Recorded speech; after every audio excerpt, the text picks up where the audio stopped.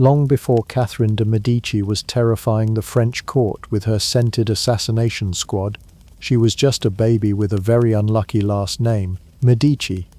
Now, in most of Europe, being born into a rich banking family might have earned you a pony and a castle. But in Renaissance Florence, it earned you suspicious stares, threats, and a front-row seat to vendettas. Think of it as being born into the mafia, if the mafia also invented double-entry bookkeeping and funded the Renaissance. Hello, travelers. Histories do not always need to be boring. You can rest here and listen to hilarious histories to drift off to sleep. Before we continue, leave a comment to let me know when and where you are listening to this, and hit the subscribe button, but only if you enjoy what I do here. Let's begin. Catherine was born in 1519, which was a very stylish year for Florence, but a very bad one for her personally. Within weeks she was orphaned. Her father Lorenzo de' Medici, Duke of Urbino, died of syphilis, and her mother Madeleine de la Tour d'Auvergne died of childbirth-related complications. In modern parenting terms, Catherine's childhood could be described as unsupervised and sponsored by tragedy. But Catherine wasn't just any Medici. She was the last legitimate heir of the main Medici line. Her great-grandfather was none other than Lorenzo the Magnificent, basically the Renaissance version of a billionaire philanthropist, with a love for poetry and a casual flair for controlling governments. That made her a glittering political pawn, and every powerful faction in Italy wanted to own her like a valuable chess piece, or a very expensive hostage. After her parents died, little Catherine bounced between relatives like a particularly glamorous hot potato. At one point she ended up living in a convent, which sounds peaceful until you realize the convent was under siege during one of Florence's many uprisings. Picture a 10-year-old girl praying in Latin while rebels throw flaming barrels outside the windows. That's not exactly the Disney princess origin story, but it sure does explain the future poison thing. Florence at this time was in absolute chaos. The Medici had been ousted from power, and the city became a republic again, which was Renaissance code for a mess with fancier outfits.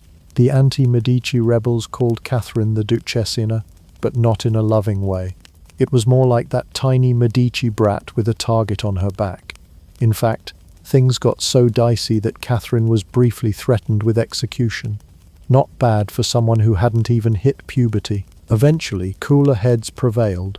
The Pope got involved, and Catherine was rescued by troops sent from Rome, which is the 16th century equivalent of being helicoptered out by the CIA.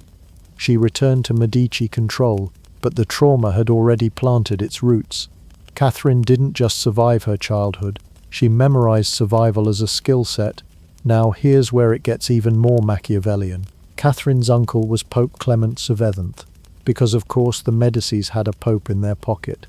It was Clement who began maneuvering Catherine like a living treaty. She was valuable not for who she was, but for what she could secure, namely, a marriage alliance that could benefit Rome, Florence, and Medici banking interests all at once. By the age of 14, Catherine was already a living diplomatic strategy.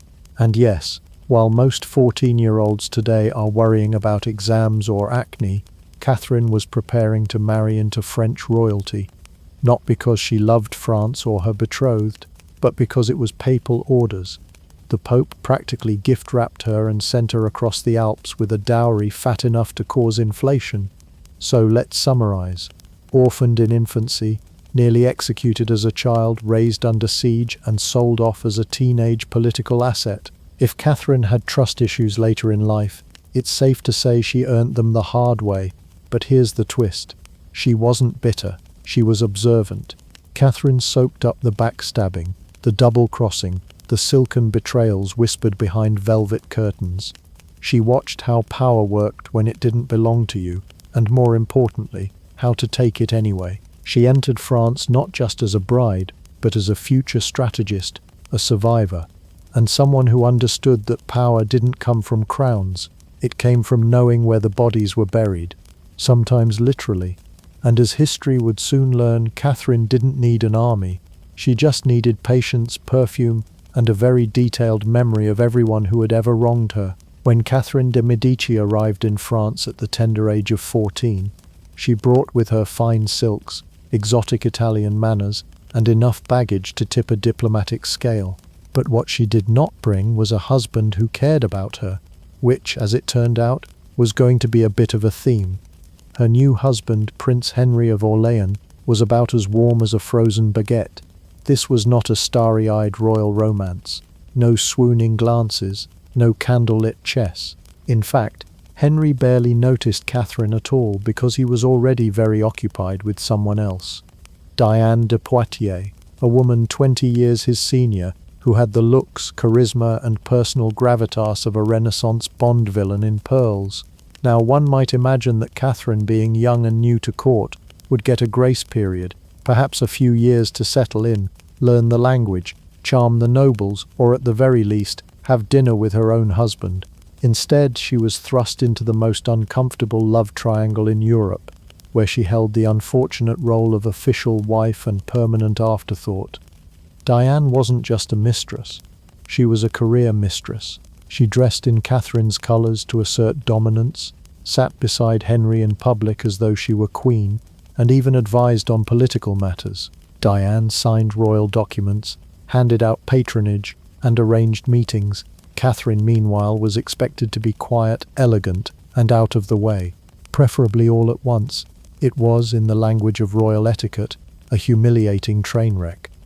To be fair, Catherine tried to please Henry. She wore French fashion, observed court protocols, and adopted a posture of careful submission that said, "Hi, I'm trying not to cause a scene." But Henry treated their marriage like a business transaction he barely remembered agreeing to.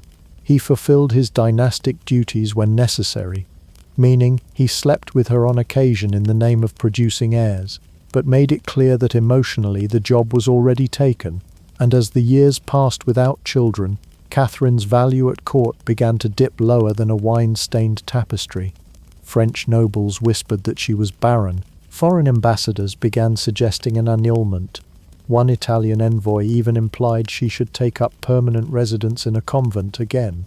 For the second time in her life, Catherine was teetering on the edge of irrelevance. And yet, through it all, Catherine didn't scream. She watched. She took note of every insult, every public slight, every noble who looked past her as if she were a ghost with good jewelry. Because Catherine wasn't just a forgotten bride, she was a student of survival. And she knew one thing with absolute certainty: things change, people die, and power always finds a new host. Eventually, after a stunning 10 years of public royal invisibility, Catherine began producing heirs, 10 of them in fact. That's right, 10 children in 12 years. She basically turned her uterus into a national security program. But let's not get ahead of ourselves. That's for another chapter. Back in her earlier years, Catherine's day-to-day existence at the French court was more like a long-running tragic comedy. Court functions were endless parades of gilded gowns, passive-aggressive toasts, and Diane de Poitiers being fabulous. Catherine was often seen sitting stiffly at the edge of banquets, smiling politely while Henry doted on his older lover in front of everyone like it was a sport and he was aiming for a world record. One of the more exquisite humiliations came when Henry gave Chateau de Chenonceau, a stunning riverside palace, not to Catherine, his actual wife, but to Diane. Yes, the king gave the side chick a literal castle. That's not even metaphorical shade, that's just bold. Still, Catherine endured it all, quietly, patiently. She kept her Italian temper in check, made alliances where she could, and most importantly, never forgot who she was. She was a Medici, her bloodline was soaked in ambition. If France didn't want her now, that was fine, she could wait. After all, things in royal courts had a habit of shifting. Thrones change, lovers fade, queens rise. For now, Catherine played the long game, attending ceremonies, nodding at Diane, smiling through another awkward public event where her husband clinked goblets with the woman who technically should have been banned from the room. All the while, deep in her mind, she was planning, not revenge exactly, just a future where no one would ever dare ignore her again. When King Henry II of France died in 1559 from a freak jousting accident, specifically, a splintered lance through the eye because apparently helmets were just a suggestion. The French court descended into chaos. Nobles panicked, factions squabbled, foreign ambassadors started circling like very polite vultures. But in the middle of this elegant meltdown stood Catherine de Medici, who after years of playing second fiddle to a man who preferred his mistress and a court that barely noticed her, finally stepped forward and said, "I'll take it from here." Technically the throne passed to her 15-year-old son Francis II, but let's not pretend he was running the show. Francis was small, sickly, and more interested in avoiding illness than governing a nation. His most assertive political move was staying indoors. He was also married to Mary, Queen of Scots, who brought her own entourage of overconfident Scottish nobles and a killer accent. It was starting to feel less like a court and more like a very tense exchange program. Catherine, seeing that the monarchy was now effectively being babysat by teenagers, nobles, and in-laws, pulled a move straight from the Medici playbook. She made herself indispensable. She positioned herself as Queen Mother, Regent, Counselor, and unofficially but unmistakably ruler of France. After decades of being sidelined, Catherine now controlled access to the king, oversaw the council, and began issuing royal decrees like she'd been doing it in her sleep. Spoiler, she probably had. When Francis died a year later from an ear infection. Yes, really, the 16th century was just a battlefield of germs and bad luck. The throne passed to Catherine's second son Charles IX, who was just 10 years old. So unless you believe in elementary school governance, Catherine was now the de facto head of state, and boy did she take the reins. Imagine France as a massive carriage careening downhill with the horses on fire. That was the scene. Catholic and Protestant factions were tearing each other apart. The treasury was a sad little echo chamber, and nobles were arming private armies like it was Black Friday for muskets. Into this mess walked Catherine, elegant, composed, and ready to micromanage a kingdom into submission. She didn't rule like a traditional queen. She ruled like a corporate strategist with unlimited office supplies and zero tolerance for nonsense. She surrounded young Charles with loyal advisors, read her advisors, controlled appointments, issued edicts, and convened councils that somehow always ended with her plan being the one everyone independently agreed on. When Charles finally reached the age where kings usually start asserting themselves, Catherine still ran the show, partially because Charles was overwhelmed, and partially because she could outsmart anyone in the room while adjusting her veil. But tragedy wasn't finished with Catherine just yet. Charles died in 1574 at age 23, exhausted, paranoid, and coughing up blood, a tragic end, and one Catherine definitely didn't schedule, despite the rumours.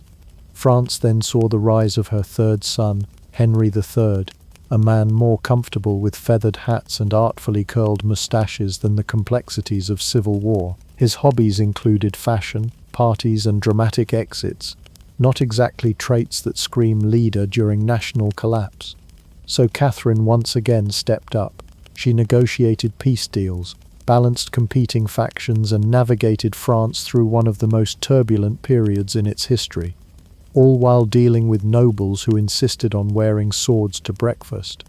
What made Catherine so effective was that she didn't rely on brute strength. She ruled with a blend of charm, calculation, and a sixth sense for court drama. Her weapons were information, subtlety, and the fine art of keeping enemies close enough to trip over her hemline. She was less tyrant and more Renaissance Olivia Pope. Of course, this level of influence didn't go unnoticed. Protestants accused her of being a Catholic puppet master. Catholics whispered that she was too soft on heretics. Everyone assumed she was poisoning someone, but regardless of the rumours, one fact remained. Catherine held France together when no one else could or would. Let's not forget, she wasn't born into this power. She fought for it. She survived assassination threats, royal humiliation, and multiple wars, and still managed to hold on to the crown, even if it wasn't technically on her head. So, to recap, Henry II died via jousting accident. 3 underwhelming sons took the throne one after the other. France was a dumpster fire, and through it all, Catherine de Medici stood firm, regal, ruthless, and probably the only person in the palace who actually knew what she was doing. Because while her sons got the titles, Catherine got the control, and in a kingdom of fragile kings and burning tensions, that made her the only one who truly mattered. Forget what you know about perfume as a charming floral accessory. In Catherine de Medici's royal court, scent wasn't just about smelling good, it was about power, influence, secrecy, and occasionally, a discreet murder or two. This wasn't your grandmother's perfume shelf. This was olfactory warfare, and Catherine was commanding the battalion. Let's start with the basics. Renaissance France stank. The average noble bathed less frequently than modern houseplants get watered, and the streets of Paris offered a fragrant bouquet of sewage, sweat, livestock, and the occasional uncollected corpse. If you weren't wearing perfume, you were basically inviting people to pass out in your presence. But Catherine didn't just wear perfume, she curated it. Coming from Florence, the birthplace of modern perfumery, Catherine brought with her an elite squad of Italian apothecaries and fragrance masters, including the legendary Renato Bianco, later known as René the Florentine. These weren't just guys who made your closet smell nice. These were trained alchemists, distillers, and aroma engineers. Renaissance mixologists of musk and mystery, Catherine set up France's first real perfumery laboratory, complete with stills, rare resins, and an entire team devoted to developing personalized fragrances for her and her inner circle. Musk, civet, myrrh, rose water, ambergris. Her court wore scent like armor, and not the subtle kind either. Think nose-first entrances that announced your arrival long before your shoes hit the marble. But this wasn't just about smelling expensive. In Catherine's world, fragrance was a language, and every note spoke volumes. Strong citrus, you were energetic and bold. Rose and spice, you were elegant, refined, and possibly plotting something. Smelling like nothing? That was either treason or poor planning. And remember, this was a woman surrounded by enemies. Catherine didn't just use perfume to cover odors. She used it to cloak her intentions. Some historians believe she even commissioned scented gloves laced with toxins, meant to be gifted to unsuspecting nobles. One whiff, one handshake, and poof, your lungs were vacationing in hell. The tale of the poisoned gloves became so legendary that it terrified entire circles of aristocrats. Accepting a gift from Catherine de Medici was like playing Russian roulette, but with lace cuffs and sandalwood undertones. There was even speculation that her perfume bottles doubled as delivery systems for subtle poisons or hallucinogens, slipped into the air at just the right moment. You could walk into a room smelling lavender and bergamot, and leave wondering why you confessed to treason. Now, whether Catherine actually used perfume to kill people, or whether paranoid nobles just needed something dramatic to gossip about during banquets, is still up for debate. But here's the truth. She absolutely cultivated the image of someone who might, which, politically speaking, is nearly as effective as the act itself. Her court became a smell-based status system, scented letters, perfumed banquet halls, spritzed silks.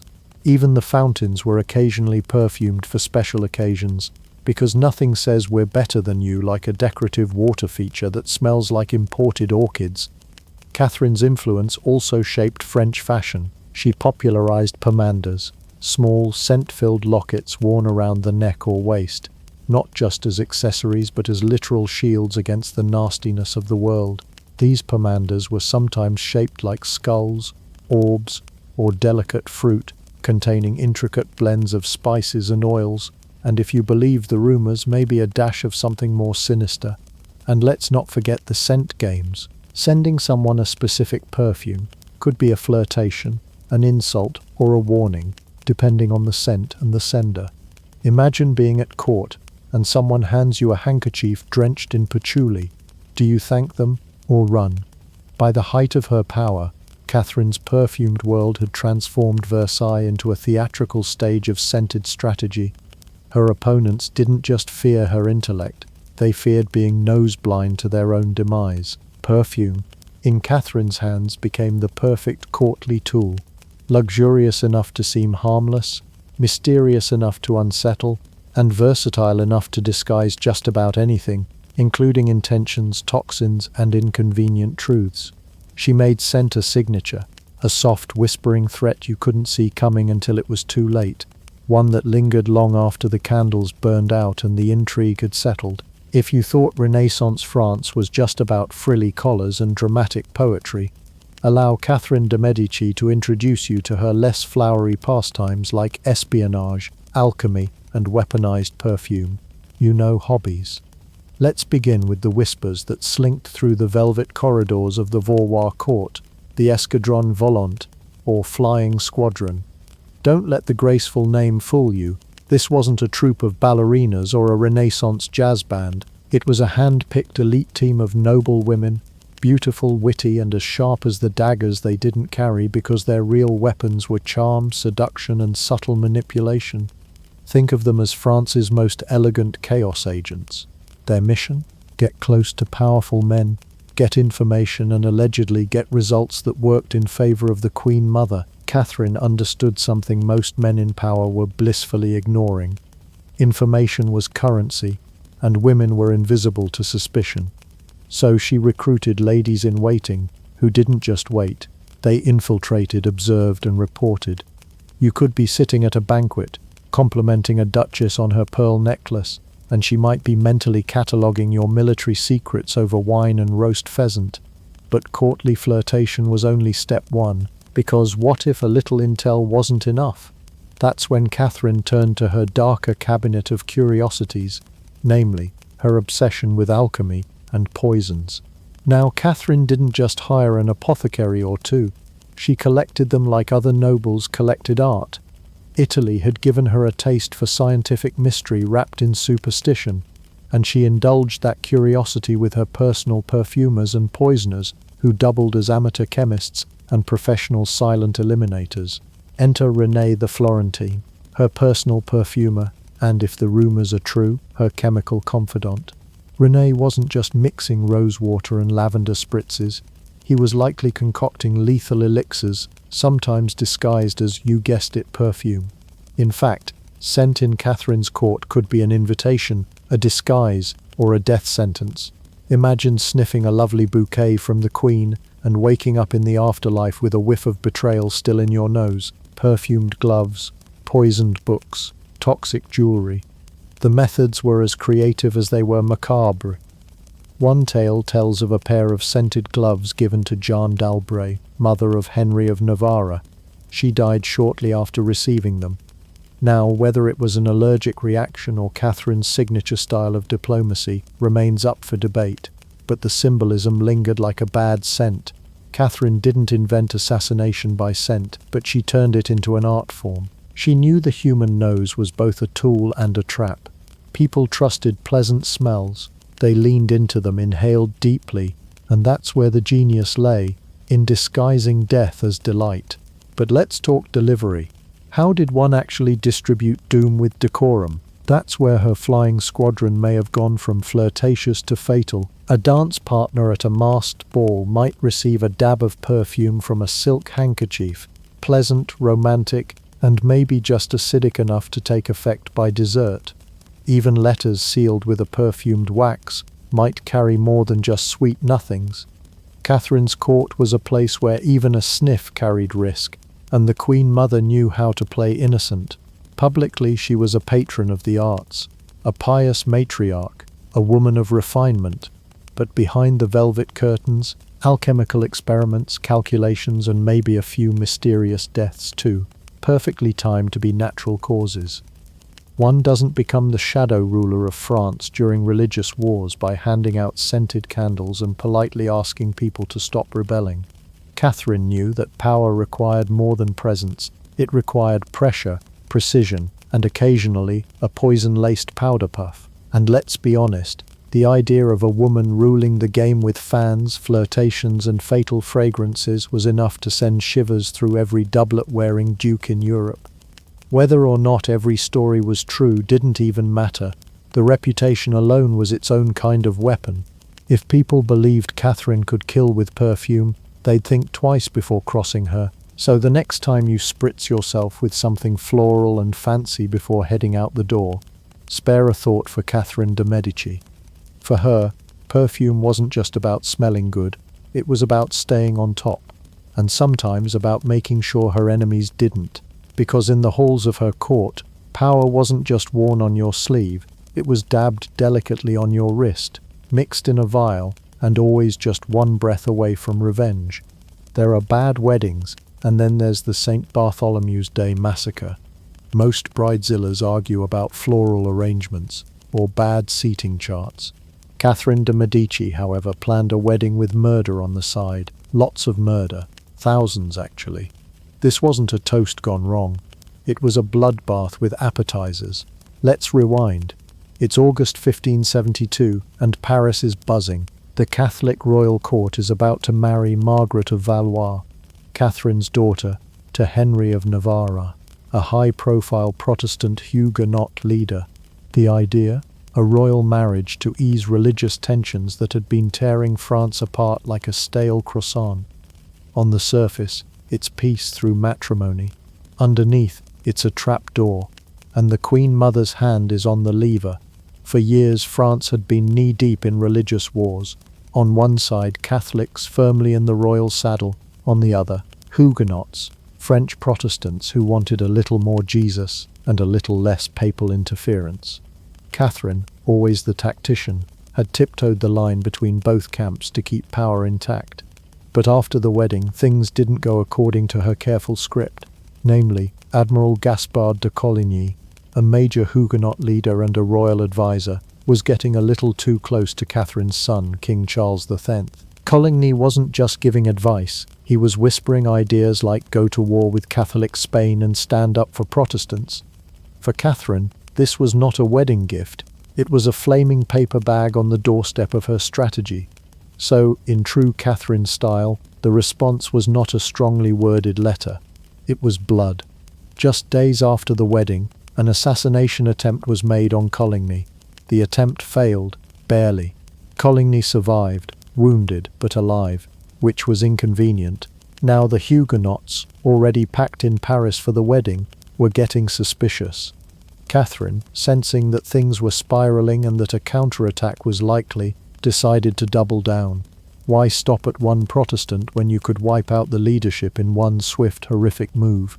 Thus began the plan that would become one of the darkest moments in French history.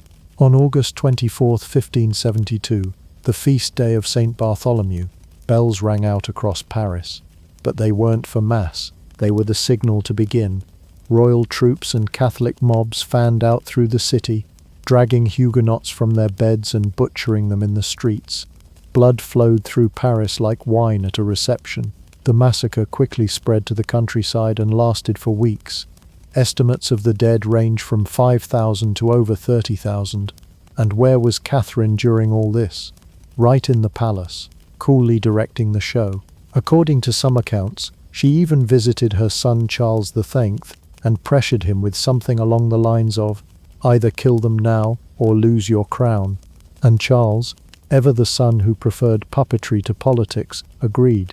He later confessed, "Eliminate them all so that no one is left to reproach me." Even in an age when kings used guillotines like back scratchers, this was extreme. The wedding that was supposed to unite France instead carved a permanent rift. Protestants across Europe were horrified. Catherine was hailed as a savior by hardline Catholics and condemned as a devil by pretty much everyone else. The Pope even ordered a celebratory Te Deum. That's right, Rome threw a party. Catherine, she poured herself another cup of poison tea and got back to work. Of course, historians still debate just how much of the massacre was premeditated versus panic. But let's not kid ourselves, this was no spontaneous riot. It was a logistical feat involving citywide coordination, royal troops, noble lists, and a solid sense of timing. You don't just accidentally slaughter half the guest list. This was murder with a schedule. And what did Catherine gain? Short-term control, long-term chaos. The massacre didn't end the religious wars, it fueled them. Protestant leaders abroad now saw France as a Catholic death trap, and Henry of Navarre, yes, the groom, barely escaped with his life by pretending to convert to Catholicism. Spoiler alert, He'd eventually become King Henry IV and pass the Edict of Nantes to try to undo this mess, but by then Catherine would be long gone. Still, for all its horror, the St. Bartholomew's Day massacre is a perfect window into Catherine's mind. Ruthless, strategic, and willing to do whatever it took to protect her dynasty. Even if that meant turning a wedding into a blood-soaked Game of Thrones finale. No dragons, just daggers, and a bride who probably had the worst honeymoon in European history. Being Queen Mother wasn't just about wielding influence. For Catherine de Medici, it was about cultivating mystery, maintaining power, and occasionally consulting a guy who thought Saturn was mad at her. When you're surrounded by religious fanatics, knife-happy nobles, and the ever-present scent of betrayal and lavender, sometimes a little stargazing and sorcery is just part of the job description. In Renaissance France, suspicion was practically a national pastime. And Catherine, she leaned into it, hard. You didn't survive 3 civil wars, 10 assassination plots, and a guest list featuring every bitter noble in Europe, without some strategic paranoia and a mystical advisor or two. Enter Nostradamus. Yes, that Nostradamus, the man with the beard, the book of cryptic rhymes, and a resume that included plague doctor, apothecary, and professional vague doomsayer. Catherine reportedly met him in 1556, and whether or not he predicted anything useful, like don't let your son marry the woman whose family hates you, she was enchanted. Not because she truly believed the stars whispered secrets, but because the court did. And nothing screams "do not mess with me" quite like a queen who consults someone who can allegedly predict your very inconvenient death. But Nostradamus wasn't her only dip into the mystical pond. Catherine kept a small army of astrologers, magicians, and alchemists on royal retainer, which, in 16th century France, is just one short broomstick away from a witch trial. She had charts drawn for major political decisions. Should she support a marriage? Move troops? Poison someone discreetly? Let's see what Mercury's doing first. And then there were the rumors. Oh, the rumors. Her enemies, and there were plenty, accused her of everything from summoning demons to secretly worshipping pagan gods to dabbling in necromancy. If someone stubbed their toe, it was Catherine's fault. If a comet appeared in the sky, definitely her doing. If their soup tasted weird, obviously poison and black magic, possibly delivered by a scented glove. Forget being a woman in politics. Being a powerful Italian woman in French politics was like walking around wearing a sign that said, "Definitely hexing someone right now." But here's the brilliant part. Catherine didn't deny it. She didn't run around insisting, "No, I promise I'm not raising the dead." Instead, she stayed silent, cold, mysterious. She let people wonder, was it magic? Was it just clever politics? Who could say? And more importantly, who would be brave enough to find out? Catherine understood something most of her rivals didn't. In a world where power was often measured in swords and family crests, fear was a far more efficient currency. A whisper could do more than a battalion. A rumor of sorcery could paralyze an entire court, while other royals spent time building armies. Catherine built an aura of knowledge, danger, and the unsettling possibility that if you crossed her, your fortune teller would start digging your grave in advance.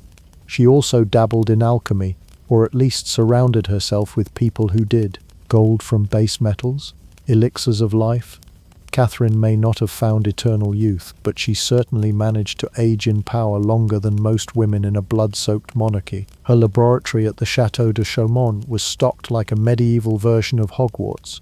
Bubbling potions, strange manuscripts, even secret passageways. Some of it was science, some of it was theatre, but all of it sent a clear message. I know things you don't, and I might turn your nose green if you keep talking. What truly frightened people, though, wasn't just Catherine's love for incense and horoscopes. It was that she made it work, in an era when even a sniff of sorcery could get you burned at the stake. She used the occult not to disappear, but to rule. She weaponized superstition, manipulated myth. Her image became a paradox. The devout Catholic mother of kings, who maybe, just maybe, could curse you from across the room using nothing but a brooch and a glance. And her timing was exquisite. France was riven with religious war. political fractures and social chaos. People wanted explanations. They wanted omens. Catherine gave them just enough spectacle to believe she was in control of it all, even if it involved moon phases and powdered unicorn horn, which was probably ground narwhal, but let's not ruin the drama. In the end, Catherine's mastery of suspicion was less about spells and more about spectacle. She knew that court life was theatre, and she played the role of the dangerous matriarch like a pro. The line between sorcery and strategy blurred so cleverly that even her allies weren't sure what she might do next. And that's exactly how she liked it, because whether or not Catherine ever cast a spell, the real magic was in how she convinced a kingdom to never ever underestimate her. Even if she did keep a crystal ball next to the poisoned wine, just in case. If politics is the art of manipulation, Catherine de Medici turned the royal court into a theatrical production of The Bachelor, but with poison, perfumes, and political treaties hanging in the balance. Where others saw marriage as a sacred union, Catherine saw it as a strategic chess move. Where others saw flirtation, she saw leverage. And where others saw an attractive courtier, she saw a missile in a silk dress. The court of Valois, France, under Catherine's watchful eye, was no place for the innocent or easily scandalized. She weaponized charm the way some people use swords, quickly, efficiently, and with a smile that said, "Try me," and try her. Many did, at their own peril. Let's start with her notorious escadron volante, or flying squadron. While the term might sound like a Renaissance air force, it was in fact a carefully curated group of stunning, intelligent, and highly persuasive young women. Their mission? Be alluring, be present, and be politically useful. If a nobleman had secrets, these ladies would flutter into his chambers, and those secrets would flutter back to Catherine. It was honey-trap diplomacy, but with extra ruffles. Now this wasn't simply an exercise in matchmaking. Catherine's ultimate goal was influence over her sons, over powerful noble factions, and over the entire direction of the French crown. She knew that behind every powerful man was a woman, and if she couldn't be that woman, she'd make sure one of hers was. Marriage alliances were another of her preferred tools. Catherine arranged unions not based on love or compatibility, but on geography, political affiliation, and how many swords a noble could lend to the crown. If love happened to bloom, great. If not, even better. No distractions from loyalty. Take her daughter Marguerite de Valois, better known to scandal-hungry Parisians as Queen Margot. Catherine married her off to the Protestant Henry of Navarre in what was meant to be a grand gesture of reconciliation between Catholics and Huguenots. It ended in the St. Bartholomew's Day massacre, but let's not get ahead of ourselves. At this stage, Catherine saw Margot's beauty and charm as diplomatic tools, no different from a treaty or a sword. And Margot wasn't the only player in this game of seductive politics. Catherine knew how to arrange a dance, quite literally. The court was a non-stop social carousel of balls, masks, and salons, all perfectly designed environments for her agents of influence to mingle, whisper, and occasionally disrobe for the good of the realm. This didn't just stop at French borders. Ambassadors from Spain, England, and the Holy Roman Empire were subjected to the full charm offensive. Diplomats arrived hoping for negotiation and left wondering why their buttons were missing and their secrets had been spilled. If James Bond had a Renaissance grandmother, it was probably Catherine. Of course, not everyone approved. Religious critics labeled her court sinful, decadent, even satanic. Gossip flew faster than Cupid's arrows, accusing Catherine of turning the Louvre into a school for vice. One clergyman wrote that it was easier to find a courtesan at court than a priest, which, to be fair, may have just been a staffing issue. Regardless, Catherine didn't lose sleep over moral outrage. She was too busy deciding who would seduce whom next. And for those who thought Catherine was only using her feminine agents to play puppet master, think again. She herself was no stranger to charm when necessary. Though not known as a great beauty, she wielded her intellect, presence, and an arsenal of custom-made perfumes like a queen with a black belt in social combat. Courtiers knew better than to underestimate her. If you weren't careful, you'd be complimenting her dress while accidentally agreeing to a trade deal. Even the architectural designs of her palaces supported her seduction strategy. Hidden doors, secret passageways and soundproof chambers weren't just fun quirks, they were tools. Conversations stayed private, meetings could be arranged in minutes, and affairs, well, let's just say the walls may not have talked, but they certainly listened. But perhaps the most genius part of Catherine's seductive statecraft was that it created a culture of uncertainty. No one knew who was spying, who was sleeping with whom, or which relationships were genuine. In such an environment, loyalty to Catherine became the safest bet, not because she demanded it, but because no one wanted to wake up and realize they'd seduced the wrong spy. In the end, Catherine's court didn't just rule through laws, armies, or royal decrees. It ruled through innuendo, suggestion, and flirtation. Her influence reached into bedrooms and beyond, shaping the policies and alliances of France for decades. And while other rulers boasted military victories, Catherine could claim something far rarer. She turned pillow talk into politics. So yes, France in the 16th century may have lacked a Department of Defense, but it certainly had a Department of Décolletage. And Catherine de Medici was its very stylish, very strategic, and very unstoppable director. While Catherine de Medici's political resume could make Machiavelli blush, complete with assassins, astrologers, and religious bloodbaths, her legacy wasn't just written in blood, it was also stitched into corsets, carved into dinner utensils, and pirouetted across France's most elegant ballrooms, because when Catherine wasn't busy holding the monarchy together with dark whispers and strategic marriages, she was quietly, and sometimes flamboyantly, reinventing French culture one velvet ruffle at a time. Let's start with the fashion. Before Catherine arrived in France from Italy, French court fashion was functional and, let's say, earth-toned in spirit and hygiene. Catherine rolled into Paris like a walking Renaissance art exhibit. Her wardrobe sparkled with silk, brocade, velvet, and jewels, enough shimmer to blind a knight at 10 paces. But Catherine wasn't just dressing to impress. Fashion was a political statement. Looking rich and powerful helped make you rich and powerful. She knew that the image of monarchy had to dazzle, and if that meant sleeves so wide you needed a doorway pass, so be it. She also popularized a little something known as the corset, or as 16th century women likely called it, the daily rib rearranger. But beyond squeezing waists and inflating egos, the corset was part of Catherine's mission to refine and elevate court aesthetics. Under her influence, French court dress went from muddy medieval to runway-worthy Renaissance. Her style eventually laid the groundwork for what would become the over-the-top fashion reputation of the French court under Louis XIV. Powdered wigs, heels, fans, the works.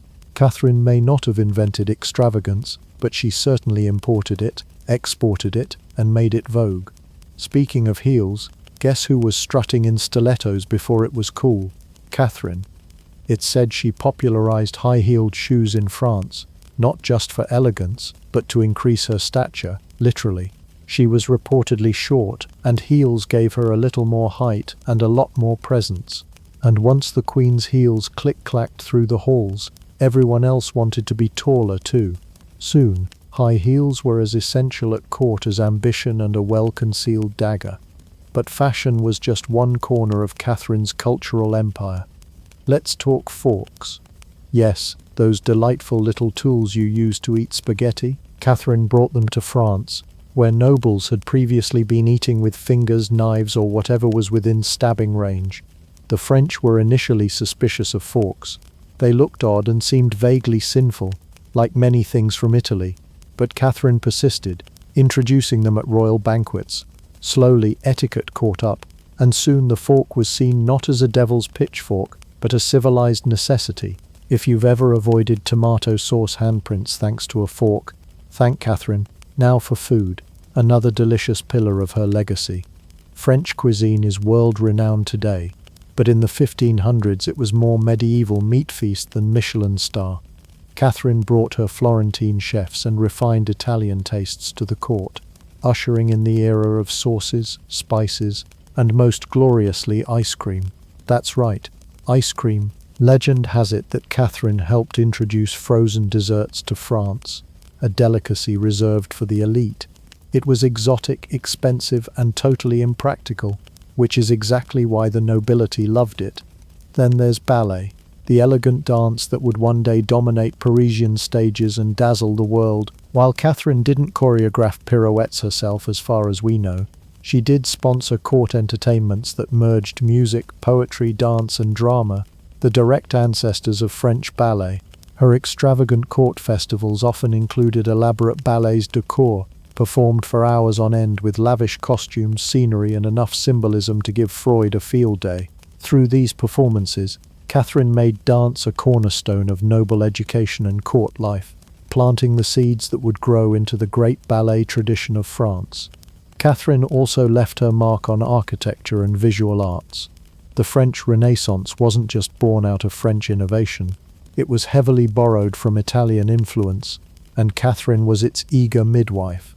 She commissioned new gardens, palaces, and fountains that mirrored the grandeur of Florence. The Château de Chanceau, which she fiercely claimed and renovated, became a symbol of her taste and authority.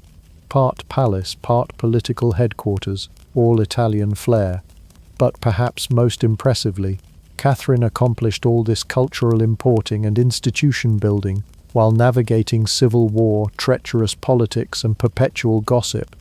It's one thing to introduce ballet and forks to a dinner party. It's another to do it while outmaneuvering rivals, suppressing rebellions, and possibly dodging poisoned fan letters. In the end, Catherine wasn't just a ruler, she was a curator of civilization. While history often remembers her for her darker dealings, her hand in shaping France's artistic soul is undeniable. She turned French court life into a performance, stylish, dramatic, refined, with herself as both director and star. So yes, she had a flair for scheming, but she also gave France the tools to become the cultural powerhouse it remains today. Forks, fashion, ice cream, and elegance, all served with a side of carefully veiled menace. Catherine de Medici didn't just dress for the part, she rewrote the script. By the time Catherine de Medici shuffled off her mortal coil in 1589, she had ruled France in everything but name for 3 decades. She'd survived plague, poison rumors, religious bloodbaths, and a royal family tree that looked more like a crime scene diagram. But in the final years of her life, power began to slip through her fingers like sand, or perhaps a very expensive imported Italian perfume. Let's set the scene. It's the late 1580s. France is not doing great. Civil wars between Catholics and Protestants again. Her last son on the throne, King Henry III, is floundering, and Catherine's political toolbox is looking a little empty. After all, it's hard to influence noblemen when most of them have either been assassinated, converted, or out-schemed over the years. And it's even harder to maintain power when your own son is too busy shaving his beard in odd places and wearing pearl earrings to take his job seriously. Despite her fading political influence, Catherine kept busy with the only thing she knew how to do: survive. She continued to write letters, dozens a day, playing mediator, manipulator, and messenger. Her pen was her sword, her signature a subtle threat, and even though her grip was loosening, you can bet your brocade ruff she was still feared in court. The woman could silence an entire room just by entering it.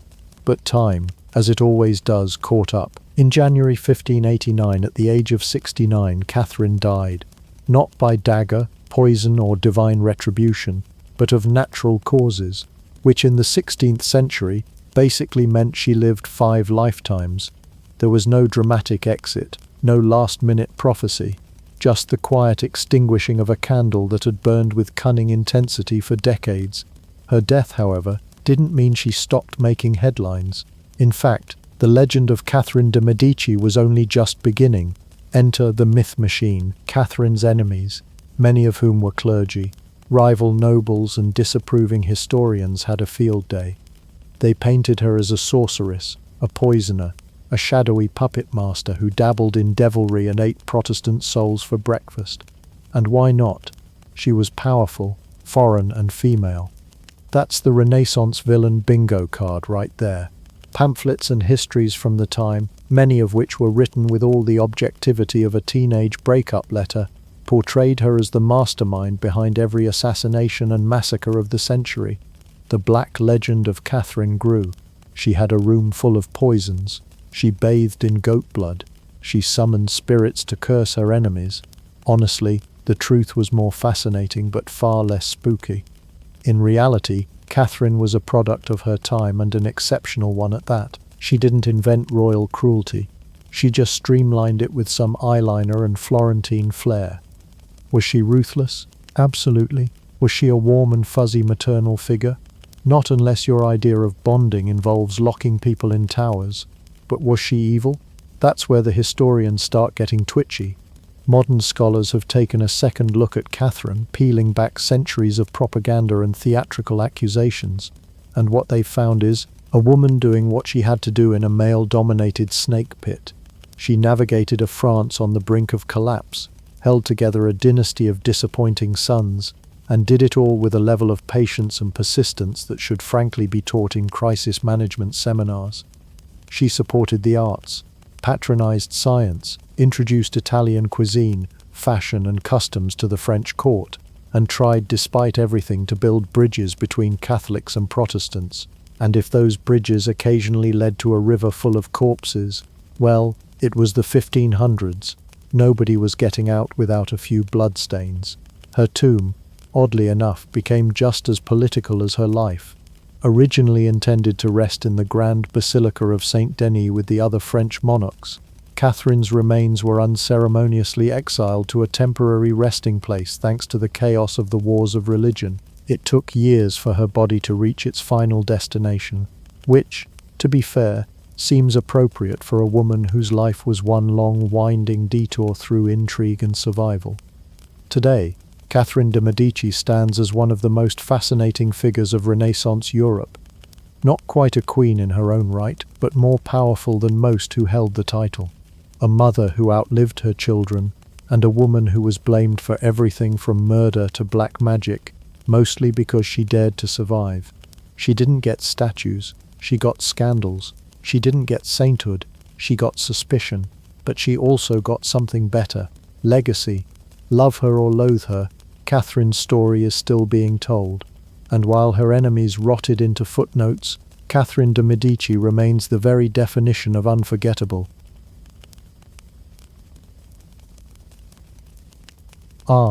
The early 1600s.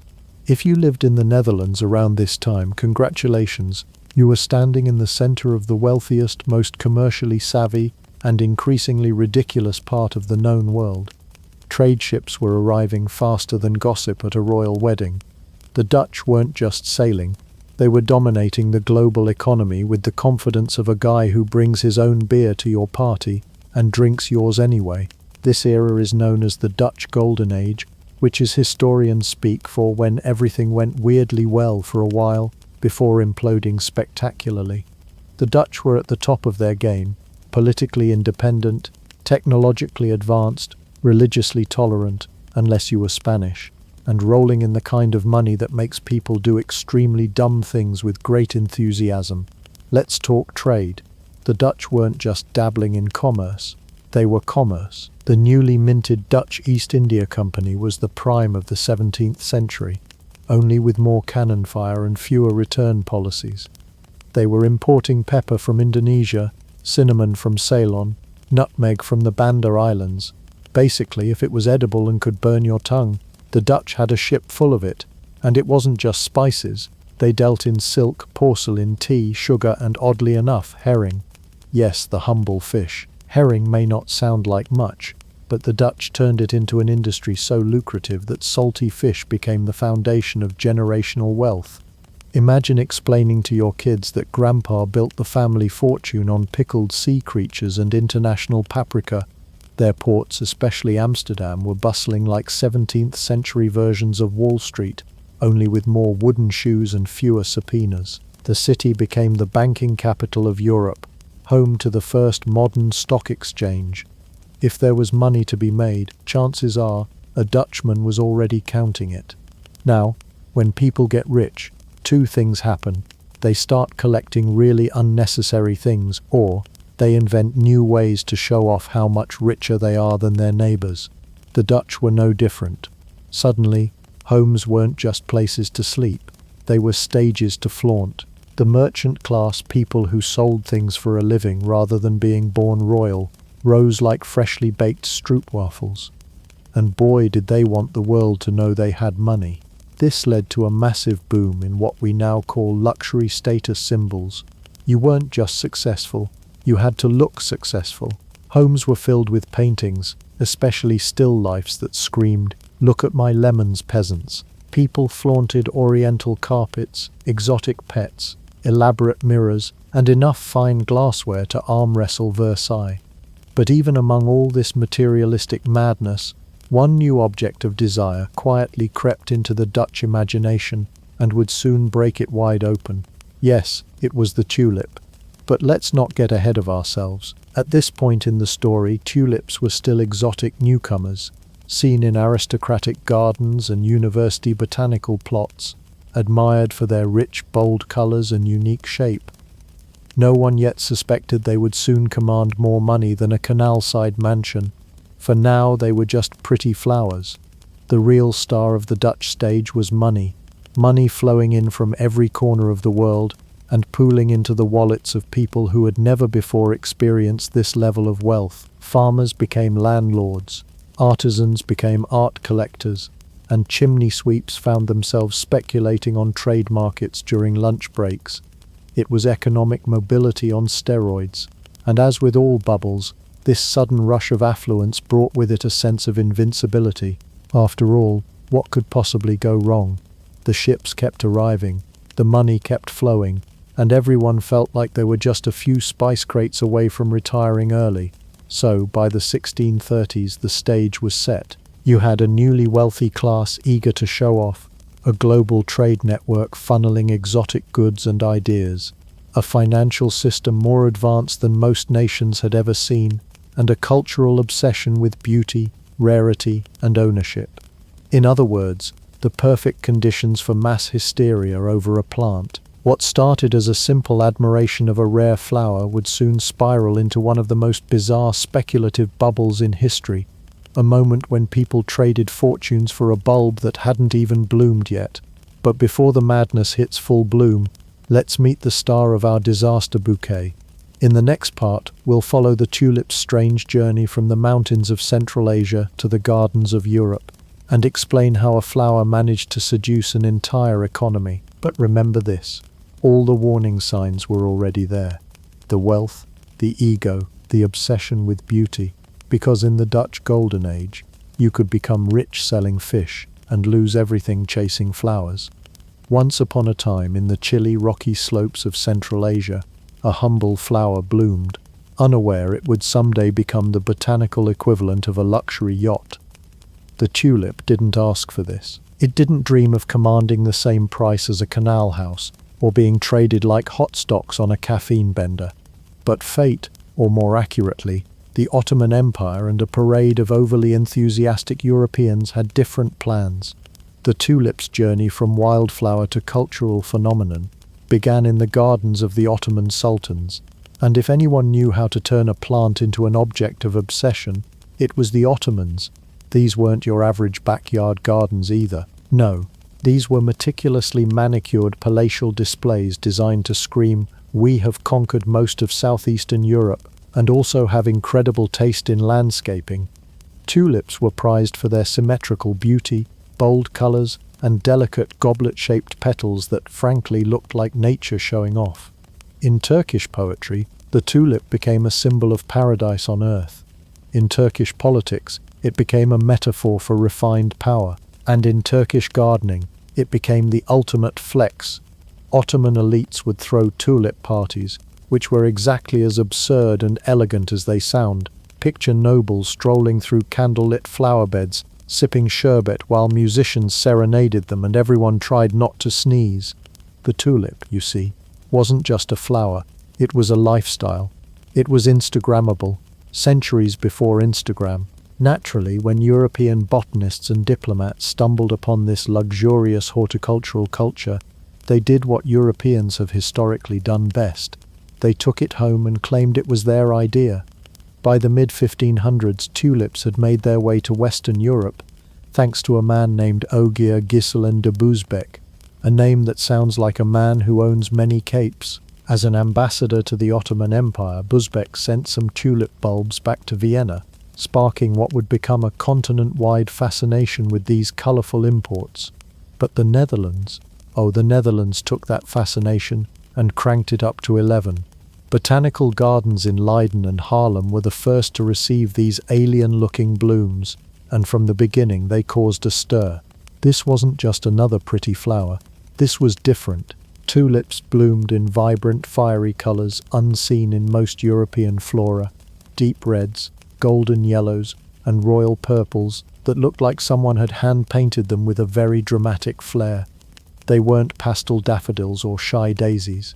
Tulips were bold, they were moody, they were drama queens, and everyone wanted one, especially when they discovered the broken varieties. Tulips with mesmerizing streaks, flames, and feather-like color variations caused by a benign viral infection. To modern scientists, these were the result of a plant virus disrupting the petals' pigment distribution. To 17th century Dutch flower lovers, it was like discovering unicorn DNA. These broken tulips became the crown jewels of any garden. Owning one meant you had taste, wealth, and perhaps too much time on your hands.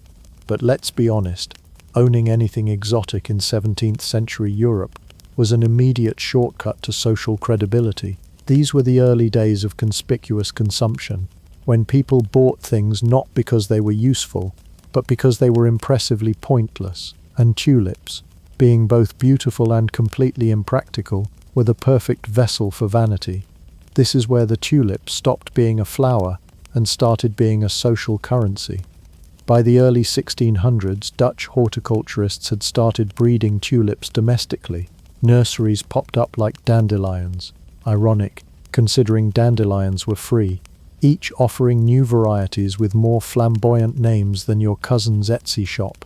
There were tulips called Viceroy, Semper Augustus, Admiral van der Eyck, names that practically shouted, "Your neighbour cannot afford me."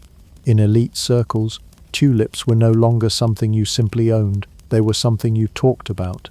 Dinner parties included discussions of new hybridizations. Artists painted still lifes featuring dramatic tulip arrangements. Tulips appeared in wedding portraits, dowry contracts, and estate inventories. It was as if the entire Dutch Republic had collectively decided that these flowers were worth more than gold, children, or a functioning economy, and thus the seed was planted, literally and figuratively. What began as an exotic botanical curiosity was now a full-blown obsession. The social ladder was suddenly made of flower petals. If your neighbor had a striped tulip, you needed one with a flame. If they had two, you needed three, and a signed letter from a gardener saying yours smelled better. Tulips were status, tulips were fashion, tulips were power. And what happens when society starts treating flowers like Ferraris? Well, that's when people start selling the horse to buy the car, and mortgaging the stable just to buy another. In the next chapter, we'll watch as the Dutch economy discovers its wild new love for flower flipping, and how an entire market blossomed around botanical bragging rights. But for now, remember this, it wasn't greed, stupidity, or economic desperation that birthed tulip mania. It was admiration. The kind of admiration that says, yes, I'll trade my retirement for that flower that hasn't even bloomed yet. Because in the 17th century, if your tulip didn't make people gasp, were you even alive? Nature has a funny way of ruining things by accident, and sometimes in the process creating something so beautiful it causes widespread economic destruction. Enter the broken tulip, a flower so mesmerizing, so hypnotically patterned, that it made grown men sell their homes, reputations, and likely their sanity just for the chance to say, yes, that petal belongs to me. But before we get into the financial psychosis, let's talk science. Not the dry kind with lab coats and goggles, but the kind where a plant virus gets mistaken for divine artistry. In their natural, healthy state, tulips are lovely but simple. Solid colors, vivid reds, yellows, purples, neatly arranged like a kindergartner's crayon box. But something peculiar started happening in Dutch tulip beds. Some flowers began displaying unusual patterns, streaks of white running through deep crimson, golden flames licking up from the base, bold contrasting swirls that looked hand-painted by a flower-obsessed madman. These dramatic new appearances weren't planned. Horticulturists hadn't bred them, at least not intentionally, but the public didn't care. These tulips were showstoppers. In a world that already treated color like it was currency, these stripes were a visual symphony, and the Dutch were all ears. Unbeknownst to the tulip enthusiasts of the 17th century, what they were drooling over was in fact a virus. Specifically the tulip-breaking virus, or TBV, a tiny botanical prankster transmitted by aphids, the plant world's answer to mosquitoes. This virus interfered with the tulip's ability to produce pigment evenly, breaking the color and resulting in those stunning flame-like patterns. Now, today we'd call that an infected flower with a pigment disorder, but in the 1600s, the lack of microscopes and a general overabundance of wishful thinking meant people simply saw these flowers as rare miracles. No one suspected a tiny, six-legged insect had started a nationwide obsession. Honestly, if you told them a bug caused a tulip to look that good, they'd probably have thanked it and offered it a seat at dinner. Gardeners began trying everything to replicate these patterns. They crossbred, they cultivated, they prayed to whichever deity handled florals. But nothing worked consistently. The virus, you see, was fickle. It would infect one bulb and produce a masterpiece, then infect another and do absolutely nothing. The results were so erratic that even the best tulip growers couldn't guarantee a single broken bloom. And that unpredictability, that made them even more desirable. In the art world, rarity increases value. In tulip world, unpredictability was its own currency. People wanted what they couldn't have, especially when what they couldn't have had zebra stripes and shimmered like sunlight on satin. It was floral roulette, and the Dutch were happy to keep spinning the wheel. Collectors gave these broken tulips majestic, almost mythological names: Semper Augustus, Viceroy, Admiral Leifkens. These weren't just flowers, they were legends. To own one was to announce that you weren't merely wealthy, you had taste, daring, and enough disposable income to take risks on a diseased bulb. At the very top of the hierarchy sat the Semper Augustus, the queen bee of broken tulips, with white petals slashed through with blood-red flames. It looked like it belonged in a Baroque cathedral or a vampire's wedding bouquet. Only a few existed, and fewer still bloomed reliably. In one infamous sale, a single Semper Augustus bulb was priced at over 5,000 guilders, more than enough to buy a mansion on Amsterdam's most fashionable canal. Let that sink in. One sick flower cost more than a literal house, and people lined up to get in on it. Of course, no one knew the flower was sick. If they had, they might have charged extra. That's the beauty of collective delusion, when everyone agrees a symptom is actually a feature. The real kicker? These broken tulips were incredibly fragile. They didn't propagate easily. They didn't always bloom true, and sometimes the virus just stopped showing up. You could plant 10 bulbs and end up with 10 disappointments. But the mere possibility, the tantalizing hope that one of your flowers would burst forth with fiery stripes, was enough to keep people investing. By now, tulip cultivation was no longer about gardening, it was about gambling. The growers became speculators, the bulbs became chips, and every new planting season was a roll of the viral dice. Wealthy patrons paid small fortunes for bulbs that might one day display the right pattern. And if they didn't, well, better luck next year. What makes this all the more absurd is that the actual virus weakened the plant. Broken tulips were more delicate, more prone to disease, and often less likely to reproduce. In essence, the more valuable a tulip was, the closer it was to keeling over from its own aesthetic. It was like investing in a Fabergé egg made of dry spaghetti, beautiful, rare, and guaranteed to collapse under the lightest pressure. Yet the obsession only deepened, because in a society built on spectacle, nothing says power like something rare, useless, and about to die. And so, as striped petals bloomed and bank accounts emptied, the Dutch tiptoed ever closer to a financial implosion disguised as a flower show. Up next, we'll see what happens when tulip envy becomes a national pastime.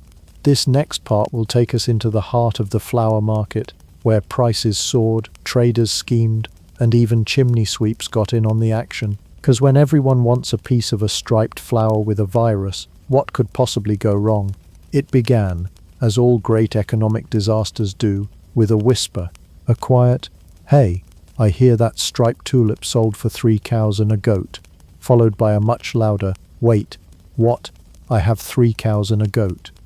And just like that, the tulip trade left the garden and marched proudly into the marketplace, watering can in one hand, ledger book in the other. The Dutch Golden Age had already created a perfect storm of wealth, ambition, and just the right amount of competitive neighbor envy. But by the 1630s, the tulip trade was shifting from a botanical curiosity into a full-fledged financial craze. No longer was this flower something you merely admired in your cousin's garden. It was something you could buy, sell, and speculate on with the enthusiasm of a man trying to retire early off decorative onions. At first, it was the wealthy and well-connected who dominated the game. Merchants, guild leaders, doctors, and aristocrats, all those folks who already had gold pouring out of their spice cupboards, began collecting tulip bulbs like Renaissance Pokemon. They scoured nurseries for the latest, rarest varietals, negotiated quietly in drawing rooms, and showed off their floral acquisitions with the smugness of a man who just overpaid on purpose because no one else could have afforded it. But it didn't take long for the fever to spread down the social ladder. By the mid-1630s, tulip speculation had become a truly democratic disaster. Chimney sweeps, bakers, farmers, and weavers were all getting in on the action. After all, it wasn't about gardening anymore, it was about flipping bulbs for profit. And you didn't need land, tools, or even a basic grasp of horticulture to play the game. All you needed was one bulb and a dream. Enter the tulip market, an improvised, chaotic, slightly absurd economic system in which prices were decided less by reality and more by the collective hallucination that flowers were, in fact, diamonds. One of the first strange developments was the creation of informal tulip exchanges. These weren't your fancy marble-floored stock markets. No, these were tavern-based trading hubs, because nothing screams sound financial planning like conducting major transactions next to a half-finished beer and a man passed out in sawdust. Buyers and sellers would gather in local inns and pubs, lay out lists of bulbs with names like Admiral van der Eyck or General of Generals, and start wheeling and dealing as if their pint glass held the secrets of fiscal success. It was, effectively, a cashless economy of future promises. One person would agree to pay 1,200 guilders for a bulb come spring, with the expectation that someone else would pay even more before that bulb ever touched soil. Bulbs didn't even need to leave the ground, they just changed owners on paper. This speculative system became so popular that actual bulbs became almost irrelevant. What mattered was the contract. And oh, the things people were willing to trade for those contracts. Historical records from 1636 show that some rare tulip bulbs were being swapped for truly jaw-dropping assortments of goods. One documented sale listed 2 loads of wheat, 4 loads of rye, 4 fat oxen, 8 pigs, 12 sheep, 2 barrels of wine, 4 tons of beer, 1,000 pounds of cheese, a bed, a silver cup, and, just to round things out, a complete suit of clothes, all for a single bulb of the Viceroy tulip. And no, this wasn't some magical bloom that granted wishes or cured plagues. It was just really pretty and vaguely stripy. Now, was this sustainable? Of course not. But it felt right. Tulip prices were climbing week after week. People were doubling or tripling their investments in days. And in a society already built around trade and speculation, it made perfect sense to treat tulips like maritime cargo or peppercorns. Except at least peppercorns wouldn't rot in your cellar while you waited for the next buyer. Even more bizarre was how socially acceptable this madness became.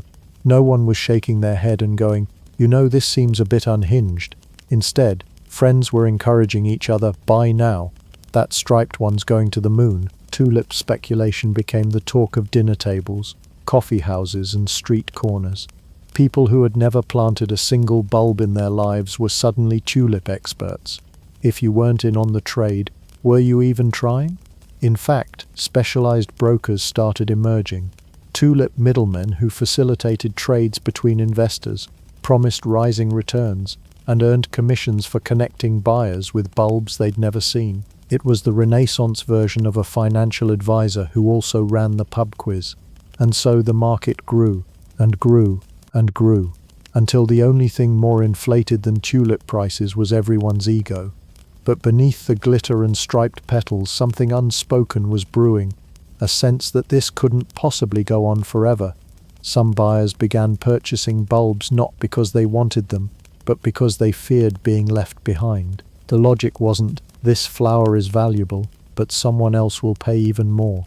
And when that's the only reason people are buying, the only direction left is down. In the next chapter, we'll watch that exact shift happen in real time. Because when an entire country is trading its cows and cheese for flowers that haven't even bloomed, something is bound to snap. And spoiler, it does. By the winter of 1636, the Dutch Republic wasn't just trading tulips, it was devoting its soul to them. In every tavern, town square, and bustling market stall, the air was thick with the scent of speculation. The once humble tulip bulb had gone from exotic garden accent to national obsession, and absolutely no one wanted to miss the boat, or in this case, the flower cart.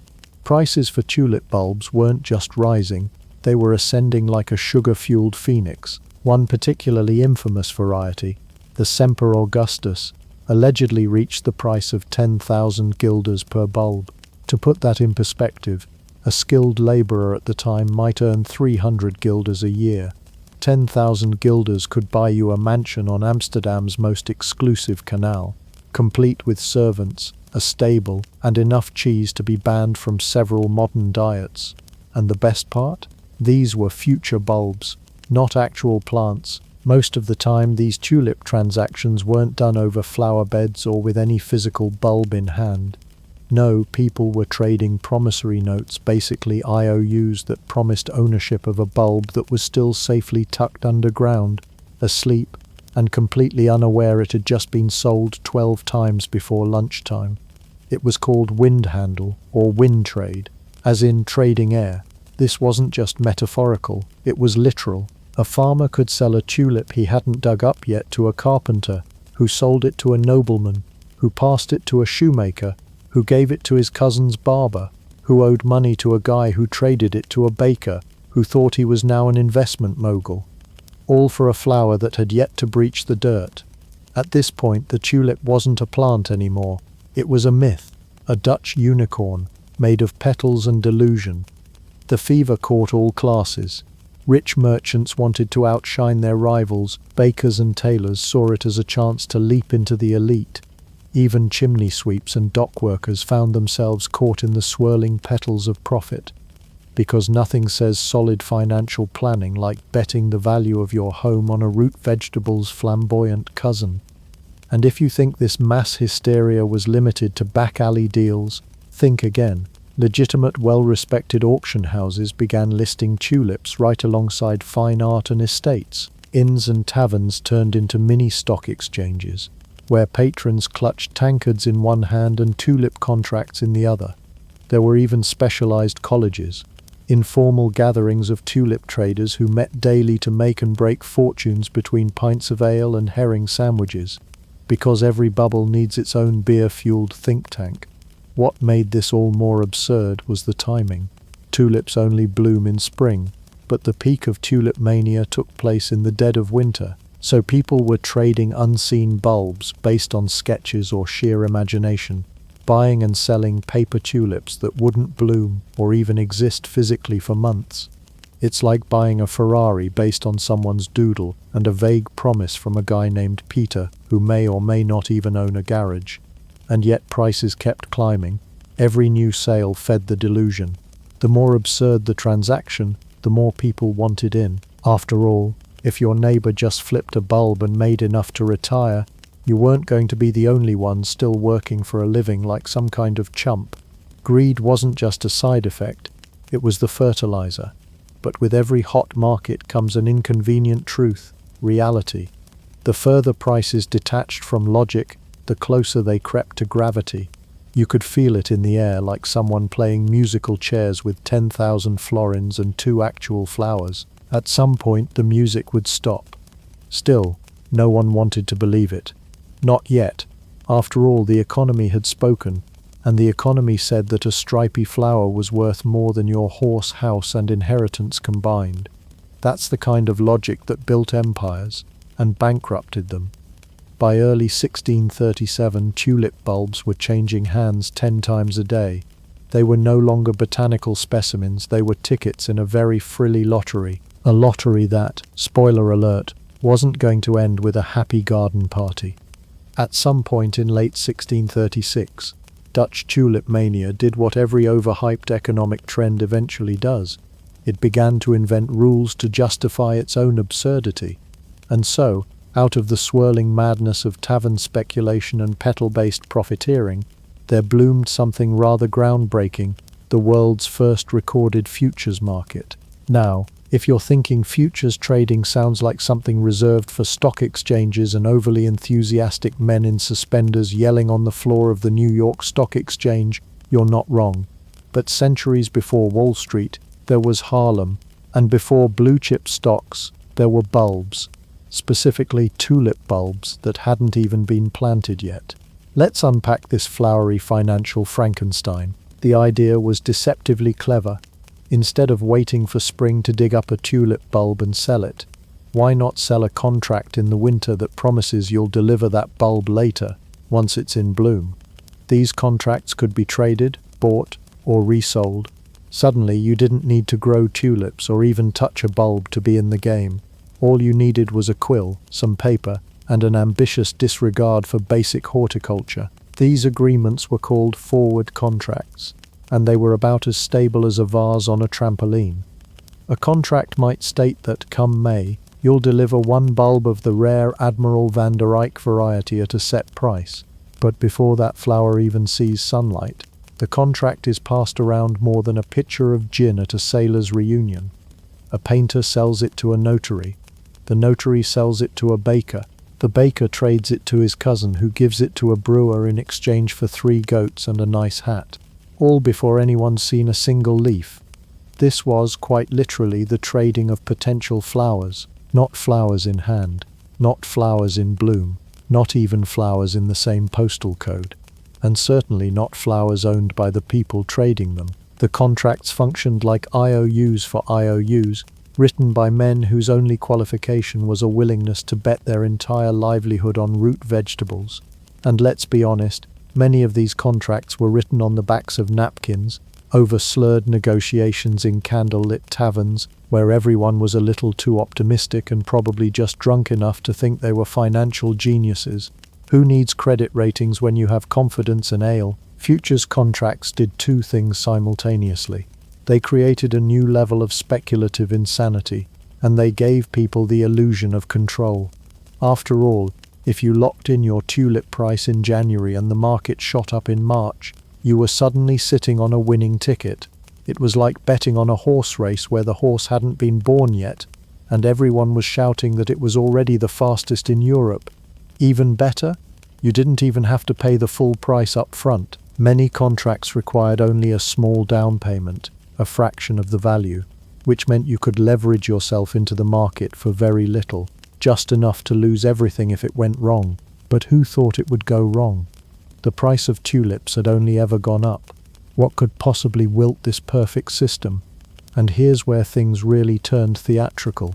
By early 1637, there were people whose entire portfolios were made of tulip futures. Their wealth existed entirely on paper, tied to imaginary bulbs being grown by strangers they'd never met, in gardens they couldn't find on a map. And this wasn't just the domain of naive dreamers or street hustlers. Some of the wealthiest merchants and upper-middle-class burghers were knee-deep in this flowery fantasyland. They weren't just betting on flowers, they were betting on a chain of events involving weather, soil conditions, unknown growers, timely delivery, and continued market hysteria. Essentially, they were investing in the assumption that everyone would keep being crazy just long enough for them to get rich and bail. But of course, everyone can't win the lottery, especially when the prize is a fragile seasonal plant. And when you have more paper contracts in circulation than there are actual tulip bulbs in existence, you're sitting on an economic bubble so inflated it makes soufflé look structurally sound. Still, for a brief moment in time, it worked. The tulip futures market created instant millionaires on parchment, turned common tradesmen into speculative savants temporarily, and taught an entire generation the seductive thrill of trading things they didn't actually own. It was, depending on your perspective, either a brilliant innovation or a flaming cartwheel of collective delusion.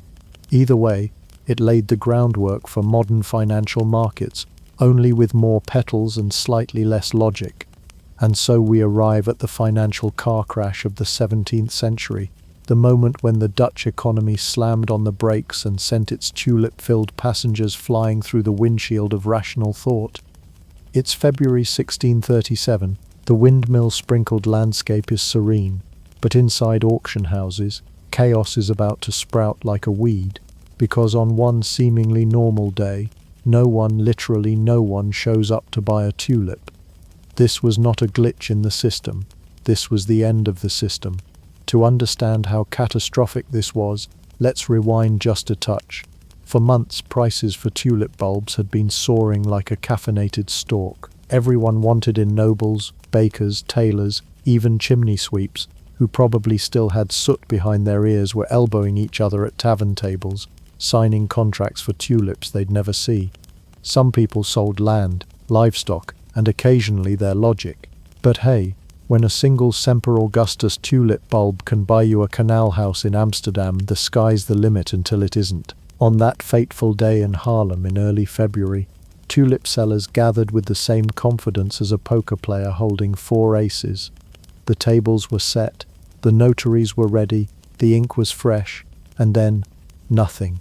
No one came to bid, no buyers, no last-minute offers, just awkward silence and the growing sound of regret. That silence did more than make the sellers sweat. It detonated the entire market. Once word spread that a major auction had failed, panic tiptoed in like a cat and then bolted through the city like a stampede of wooden shoes. Within days, the price of tulip bulbs plummeted. What was worth 5,000 guilders on Monday was barely worth 50 by Thursday. Fortunes evaporated, social status crumbled, and entire family savings were flushed down the floral toilet. Suddenly, all those brilliant contracts to buy non-existent flowers in 6 months, worth less than the parchment they were scribbled on. Nobody wanted to buy, nobody wanted to honor their contracts. And the courts? Oh, the courts wanted nothing to do with this botanical mess. The Dutch government stepped in, but only to say, "We're not touching this with a 10-foot daffodil." Let's be clear, there was no grand economic collapse across the Netherlands. It wasn't a national depression. This wasn't the Dutch version of the 1929 Wall Street crash, but it was catastrophic for a very specific group of people, those who were all in on tulips. These folks had quit jobs, leveraged properties, and written IOUs based on bulbs they'd never seen and would probably mistake for an onion in their stew pot. And this wasn't just about rich people getting what they deserved. Sure, some aristocrats lost face and a few country estates, but middle-class families, those on the cusp of social mobility, got hit the hardest. They had dreams of joining the merchant elite, of sipping imported wine in homes with painted ceilings and velvet drapes. Now they were lucky if they could afford a room with a ceiling. The aftermath was ugly in the way that only a bubble burst can be. Friendships ended, marriages strained. Neighbors who once toasted their speculative success now avoided eye contact on cobbled streets. Imagine realizing your best friend sold you a bulb contract for 400 guilders, knowing full well it was probably worth 40, and worse, you traded him your horse. In modern terms, it's as if you bought something of a cartoon banana for 300,000, only to find out the next day that the banana is now free online, and everyone's laughing at your investment while you're trying to figure out if bananas go with ramen noodles. For many, the emotional fallout lasted far longer than the financial one. The Dutch pride themselves on pragmatism and reason, so the shame of having participated in what now looked like a national hysteria stung deeply. There were no commemorative plaques, no Tulip Market memorial gardens, just a lot of quiet embarrassment and fields full of overpriced flowers nobody wanted to talk about. But perhaps the wildest part, the tulips themselves didn't crash. The plants still bloomed, the colors still dazzled, the fields still swayed in the spring breeze. The flower never changed, only people did. The same tulip that once bought a mansion was now shoved into a vase on someone's windowsill, silently judging them with every petal. It was a crash that wasn't loud or dramatic. There were no riots, no flaming tulip carts rolling down the street. Just silence. A market built on confidence that vanished like mist over a canal at dawn. And that's how the Dutch tulip market went from grandeur to garden mulch in less than a week. A masterclass in hype, hysteria, and horticulture-induced heartbreak. When the tulip market crashed in February 1637, the silence that followed was less the stunned awe of a thunderclap, and more the deafening embarrassment of a whoopee cushion at a royal funeral. One day, you were a visionary investor with a paper claim on a Semper Augustus bulb. The next, you were holding a very expensive future in disappointment. To truly grasp the emotional carnage of the aftermath, you have to picture hundreds, if not thousands, of people who had mortgaged homes, sold livestock, and promised away their futures for flower bulbs they would never even see. And when the music stopped, it wasn't with a slow fade-out, it was a record scratch slip on a banana peel, all-stop collapse. The crash triggered what can only be described as collective denial. People didn't know whether to scream, cry, or water their remaining bulbs and whisper, "It's okay, you're still beautiful." Debts were unpaid, contracts were disputed, and friendships, oh, they withered faster than a tulip in the sun. You think unfollowing someone on Instagram is passive-aggressive? Try being owed a farm and getting a single wilted bloom in return. In theory, many tulip deals had been made as contracts, not cash exchanges. Futures, remember, so when the price collapsed, buyers simply refused to pay. They tore up contracts, blamed acts of God, or claimed temporary insanity caused by excessive flower sniffing.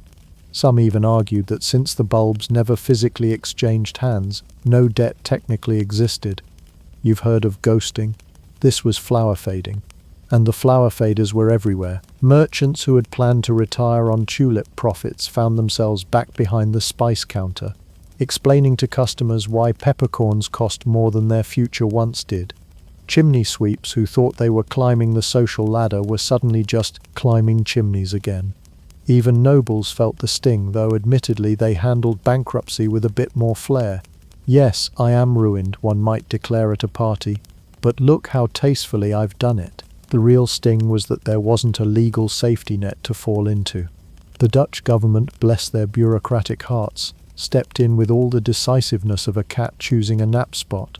They didn't outlaw tulip contracts. They didn't refund anyone.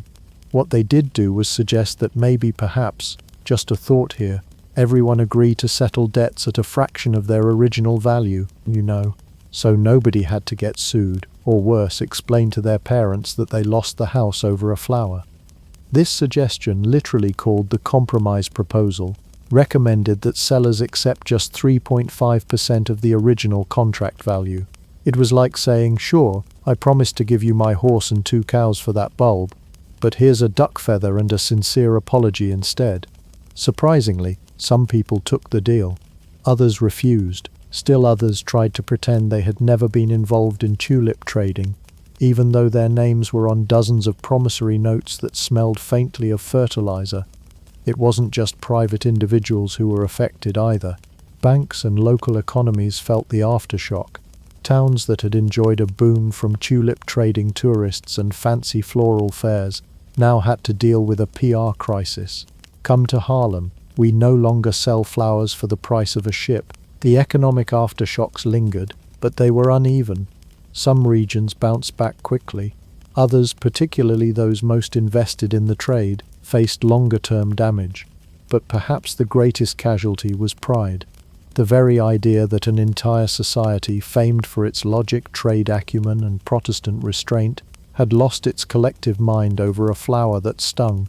Preachers gave sermons about greed. Pamphleteers mocked former tulip traders in cartoons. Historians of the time wrote scathing essays with the 17th century version of "I told you so." And yet, what's truly fascinating is that despite the emotional wreckage and widespread financial ruin, very few people actually went to jail. There were no massive riots, no nationwide bailouts, and barely any legal proceedings. Why? Because almost nobody wanted to admit they had been that dumb. It was a mass cultural facepalm. Everyone was so embarrassed that the collective instinct was to sweep it under the metaphorical and probably floral-patterned rug. So the Netherlands moved on. The tulip trade shrank back into something more reasonable. Flowers returned to gardens instead of bank vaults. Investors looked to safer options like spices, land, or anything that didn't wilt when left in a sunny window. And the phrase tulip mania quietly entered the world's lexicon, destined to be dragged out every time a new economic bubble started to swell. In the end, tulip mania didn't just break wallets, it broke illusions. It reminded a booming society that sometimes the smartest minds are just one colorful petal away from total financial meltdown. The year is no longer 1637. The auctions are silent, the tavern speculation long extinguished, and no one's trading their entire estate for a potted plant anymore. But tulip mania? Oh, that never died. In fact, tulip mania has pulled off the rare economic trick of remaining wildly relevant 4 centuries later. Its blossoms have faded, its bubbles long burst, but the metaphor lives on, strutting its historical petals into every financial panic, speculative surge, and ill-advised crypto investment since. If a market seems too good to be true, someone somewhere will inevitably mutter, "Well, you know what happened with the tulips." It's become a cultural reflex. See a startup valued at $3 billion with no product. Tulip mania. Watch stocks rise for a company that's never turned a profit. Tulip mania. Hear your cousin explain how they're flipping pictures of digital raccoons wearing sunglasses for rent money. Definitely tulip mania. But here's the twist. Modern historians aren't entirely convinced the whole thing was as catastrophic as we were taught to believe. For centuries, the Dutch tulip craze was held up as the gold standard of economic foolishness. Writers from the 18th century onward practically reveled in retelling it, how ordinary people lost everything, how fortunes vanished overnight, and how, for a brief moment, flowers became the most powerful currency in the Western world. It was the perfect cautionary tale, a beautiful blend of absurdity and comeuppance, a morality play with petals. But today's economic historians? They're not so sure. Some argue the impact was wildly overstated, especially by later English writers who found the Dutch obsession hilarious and very un-British. In other words, haha, look at those continentals losing their minds over tulips, not tea. Because nothing says sanity like getting into bar fights over leaf water. What did happen, according to recent scholarship, was real, but likely more localized. Yes, there was a speculative surge. Yes, some people lost a lot of money. But the idea that the entire Dutch economy collapsed and that chimney sweeps were auctioning off their boots to buy bulbs, that may be historical fertilizer. One thing is certain, the psychology was real. The very human tendency to convince ourselves that value is value because everyone else says it is, that's not just a 17th century quirk. That's the blueprint for every bubble that's ever existed, whether it's railway stocks in the 1800s, Florida land in the 1920s, tech companies. Every economic bubble shares the same DNA: speculation, hype, and the eternal hope that someone dumber will buy it from you at a higher price. Tulip mania didn't create that behavior, but it was the first time the world collectively noticed it, wrote it down and said, maybe don't do this again. And then, of course, we all did it again and again and again. In a way, tulips became the patron saints of economic faceplants. Even economists today use the term tulip mania as shorthand for any market behavior that defies logic. It's like financial Latin. Whip it out in a talk or a dinner party and you instantly sound wise and cautious, even if you just mortgaged your house to buy a virtual hat in the metaverse. But maybe the most fascinating part of the Tulip legacy is how we still haven't learnt anything. Human beings, whether in starched ruffs or start-up hoodies, have a stunning ability to convince themselves that this time it's different, that this bubble is based on something real, that this new asset, be it Tulip, tech, crypto or collectible, has changed the game forever. Spoiler, it hasn't. What Tulip Mania truly reveals is that economic behavior isn't driven by numbers, it's driven by emotions, by fear of missing out, by envy, by the seductive thrill of easy wealth. We love to believe we're rational actors, carefully weighing costs and benefits, but give us a pretty flower with stripes and a few success stories, and suddenly we're knee-deep in contracts, auctioning off the goat. And while we laugh at the past, the people who traded ships and vineyards for a striped bloom that dies in winter, we are often standing on the edge of our own petal-shaped precipice. Because while technology may evolve, human nature rarely does. Our bubbles are faster now, globalized, digitized and turbocharged by hashtags, but the cycle remains the same. We believe, we inflate, we panic, we crash, and then we do it all over again. So next time you hear of a market soaring to impossible heights, or someone making millions off a concept so abstract it could be taught by a wind chime, just remember the tulips. Remember that in the 1630s people sold their houses for flowers, and in the 2020s people sold their houses for cartoons on a blockchain. Progress? Maybe, but in the distance, if you listen closely, you can almost hear a tulip laughing.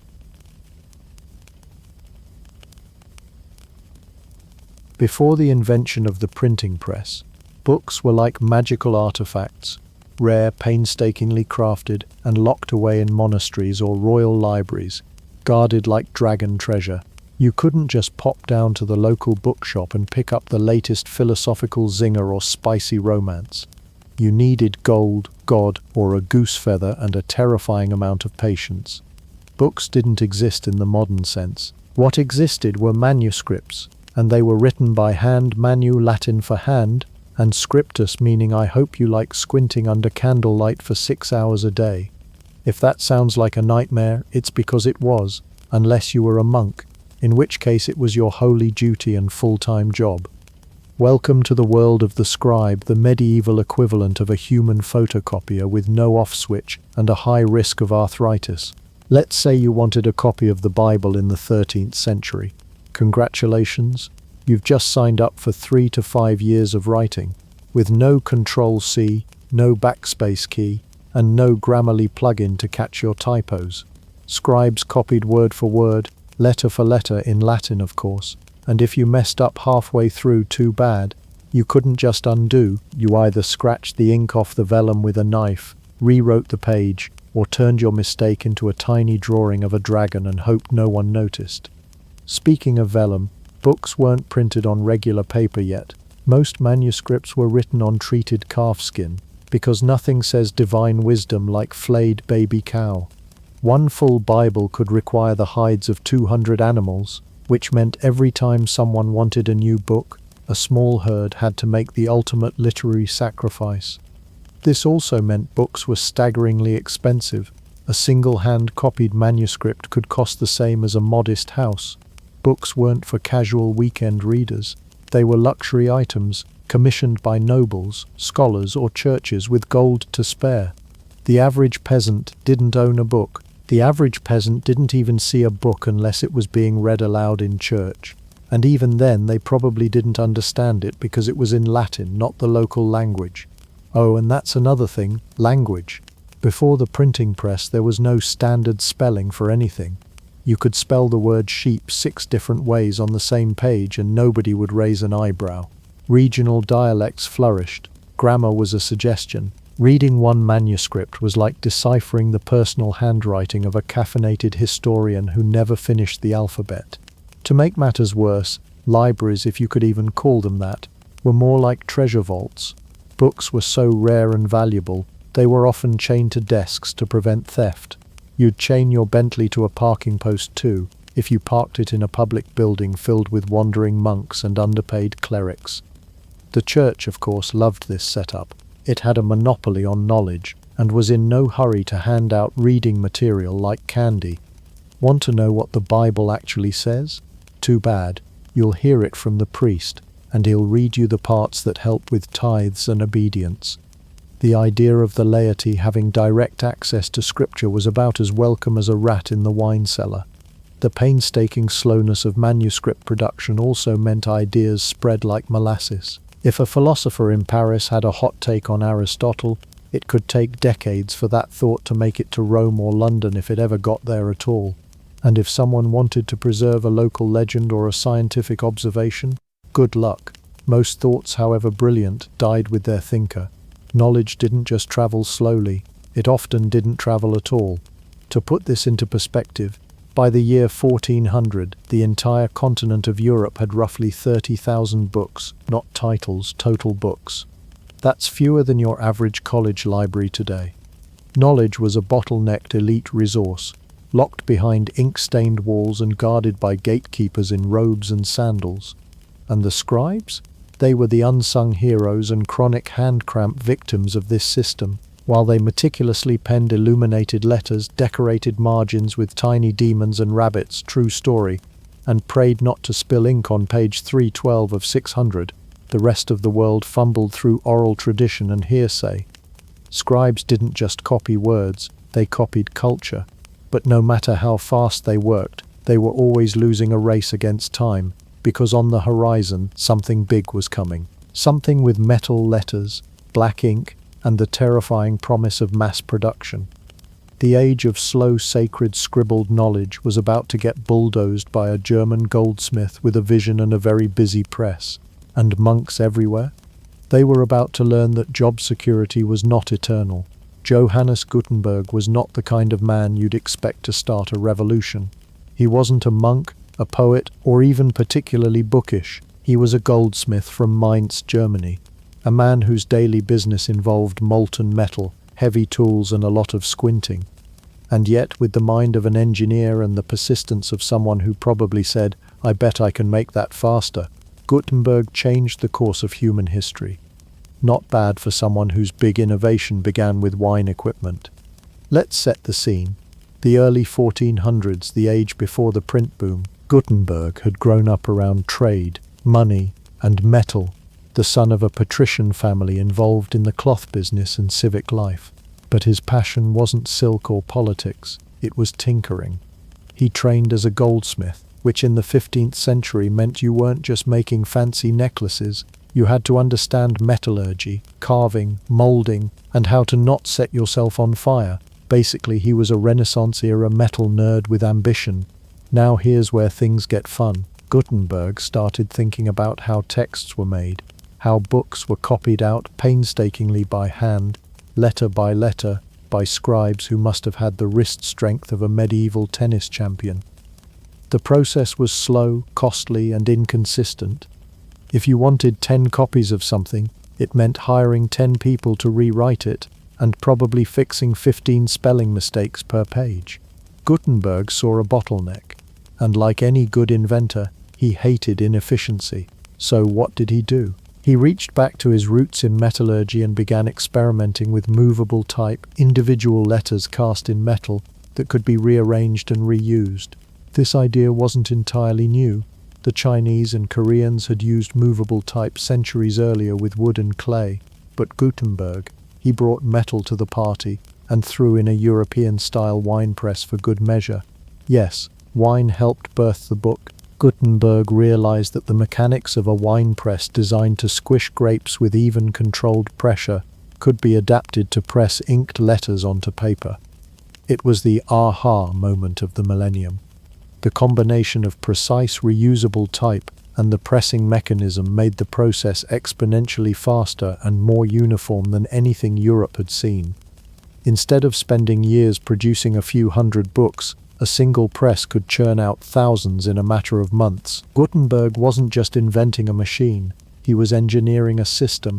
He crafted a special metal alloy for his type, a mix of lead, tin, and antimony, invented oil-based ink that wouldn't smudge or fade like water-based ones, and even designed custom molds for casting letters quickly. This wasn't a weekend DIY project.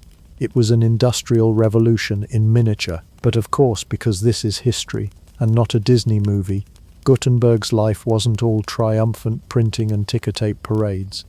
Funding a technological breakthrough is expensive, and our guy had to bring in investors. Enter Johann Fust, a wealthy financier who handed over some money with the enthusiasm of a man thinking, "I'm about to become the Jeff Bezos of the 15th century," but things soured. Lawsuits flew, Gutenberg lost control of his workshop, and Fust, along with Gutenberg's former assistant Peter Schoeffer, ran off with the printing press like a couple of tech bros launching a startup without the founder. And yet, despite being ousted from his own business, Gutenberg's name stuck. He was the pioneer, the man who broke the code, the genius who realized that printing could be automated, democratized and monetized. Even if he didn't live to see the full fruits of his labor or reap much profit, he'd laid the foundation for an information explosion. In 1455, he printed what became his most famous work, the Gutenberg Bible. It wasn't just a religious text, it was a flex. It proved that printed books could be just as beautiful as hand-copied ones, rich in ink, uniform in design and crucially reproducible. That Bible didn't just preach the word of God, it whispered the death knell of the old order, where information belonged only to the elite. Johannes Gutenberg may not have been a scholar, a saint, or a savvy businessman, but he was a goldsmith with vision. He took a wine press, a handful of metal, and a stubborn refusal to accept the status quo, and accidentally triggered a cultural tsunami. The Reformation, the scientific revolution, and even your modern online argument over fonts, all of it started here, with one man, some lead, and the conviction that letters should move. So Gutenberg cracked the code. He figured out how to press more than grapes, and in doing so he took a chisel to the foundations of medieval society. But ideas are one thing, execution is another, and when it came time to actually build his printing revolution, Johannes Gutenberg found himself knee-deep in melted metal, experimental ink, broken promises, and enough financial stress to make a monk swear in Latin.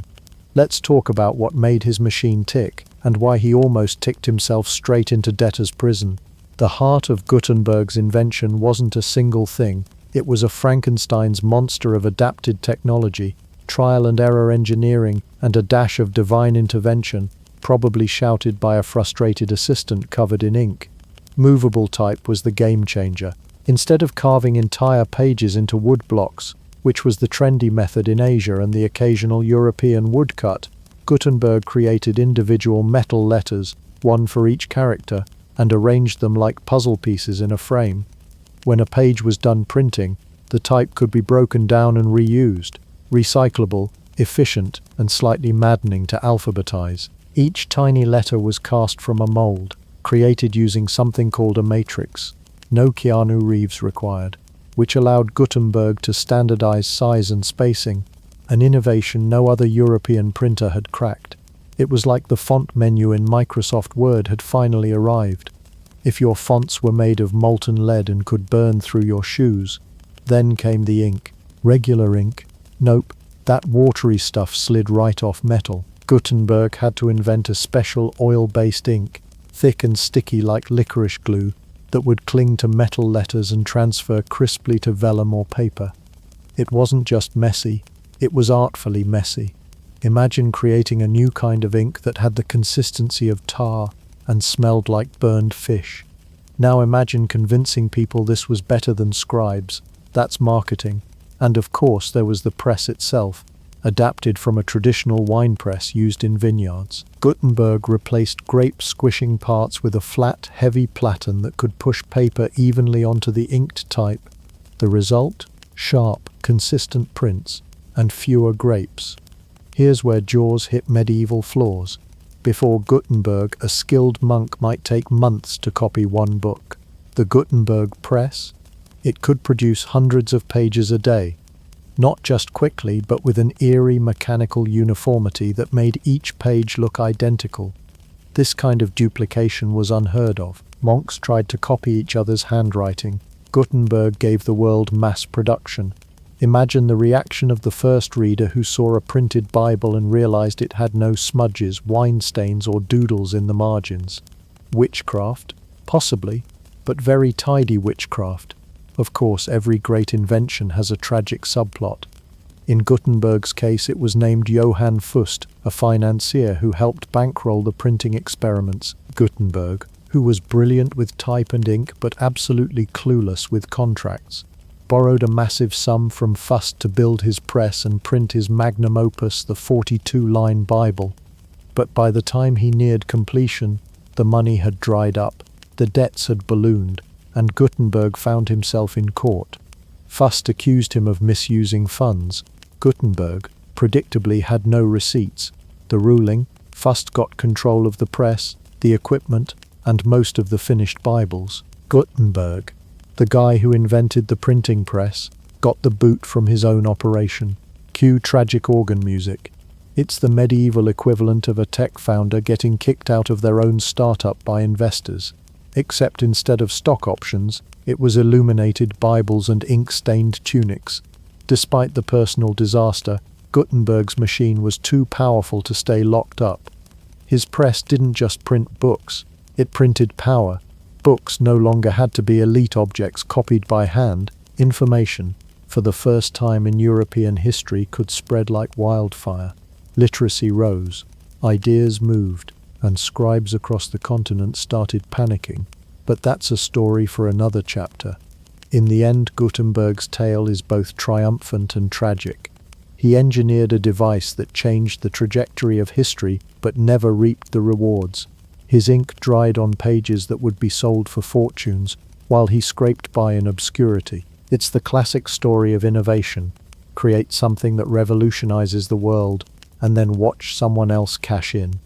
And in a poetic twist of fate, it was printed books, thanks to Gutenberg, that preserved his legacy. He may have gone broke, but history, thankfully, had a long memory and a printing press. Let's rewind just a smidge to set the scene. Up to this point, if you wanted a Bible, your options were limited. Spend a lifetime hand-copying one in a freezing scriptorium, pay a scribe a small castle's worth of gold to do it for you, or become a bishop and borrow one from the cathedral's chained library. Basically, access to scripture was locked behind class, cash, and calligraphy. Gutenberg changed that with the 42-line Bible, the name referencing the number of lines of text per page. It was, and remains, a masterpiece. This wasn't some rushed slapdash first edition with typos like "thou shalt commit adultery." Gutenberg took his sweet ink-stained time. He used black letter type to mimic the handwriting people were used to, poured molten metal into movable molds with the precision of a jeweler, and even brought in colored inks to jazz things up.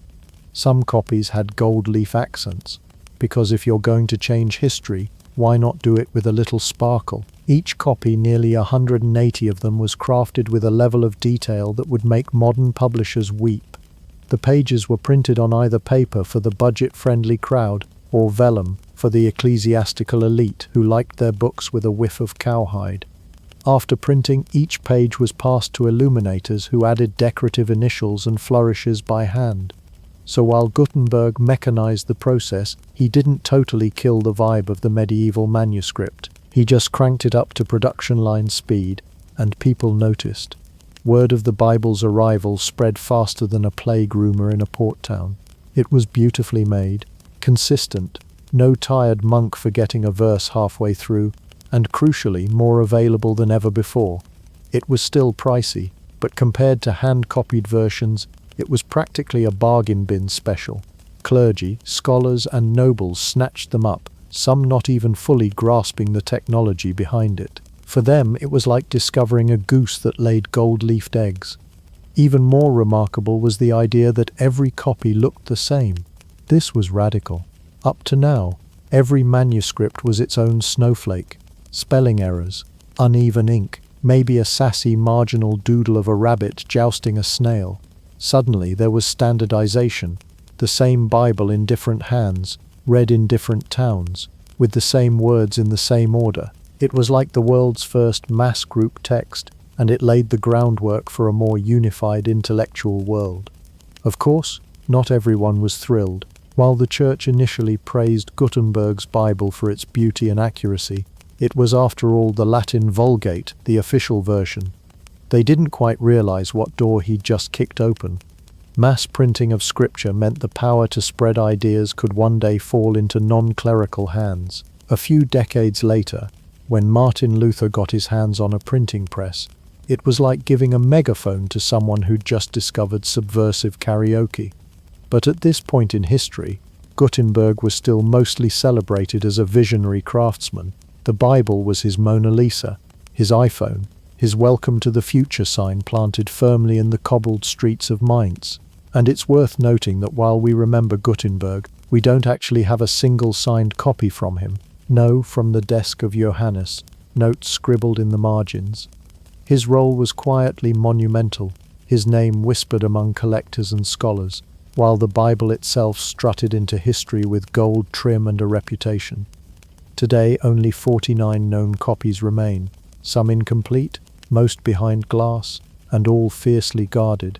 They are revered not just as sacred texts, but as symbols of the human leap from insular, handmade knowledge to shared, repeatable, unstoppable ideas. It was the dawn of mass communication, the first ripple in a tidal wave of books, pamphlets, newspapers, and eventually meme culture. So yes, Gutenberg's 42-line Bible wasn't just a book. It was a revolution wrapped in vellum, printed with molten ambition, and illuminated by the glow of a world that had no idea what was coming next. Because once words could be replicated, they could travel, and once they could travel, they could challenge kings, unsettle empires, and give every future college student a reason to buy used books at half price. In a world where the church had comfortably ruled over knowledge like a dragon hoarding scrolls instead of gold, Gutenberg's printing press was the ultimate home invasion. For centuries, the church had been the librarian, interpreter, and guardian of all things written and holy. The Bible? Latin only. Theology? Latin. History? Latin. If you couldn't read Latin, and almost no one could, you were told what to believe by someone in a robe and funny hat. Then, along came printing, and suddenly the peasants were getting ideas, dangerous, readable, reproducible ideas. Let's be clear, the church wasn't just nervous, it was practically hyperventilating into a gold-encrusted paper bag. At the heart of the panic was a simple but terrifying notion: control was slipping. The printing press allowed for the mass duplication of texts, and more texts meant more readers. More readers meant more interpretations, and more interpretations meant fewer people relying on clergy to translate sacred texts like a divine game of telephone. Worse yet, some of those interpretations weren't coming from the Vatican. They were coming from local reformers, frustrated theologians, or that guy in your village who suddenly claimed he knew what God really meant in Leviticus. Previously, if you wanted to own a Bible, you either had to A. be a monastery with several monks who didn't mind going blind in candlelight, or B. be so rich you measured wealth in cathedrals. But now, thanks to printing, owning a Bible was slowly becoming as accessible as buying a cow. And a printed cow didn't call into question whether priests needed to sell you indulgences to fast-track your dead uncle through purgatory.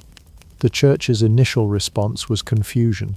Was this a phase? A novelty? Surely movable type would just be used for duplicating ecclesiastical texts, right? Wrong. The presses started churning out Bibles.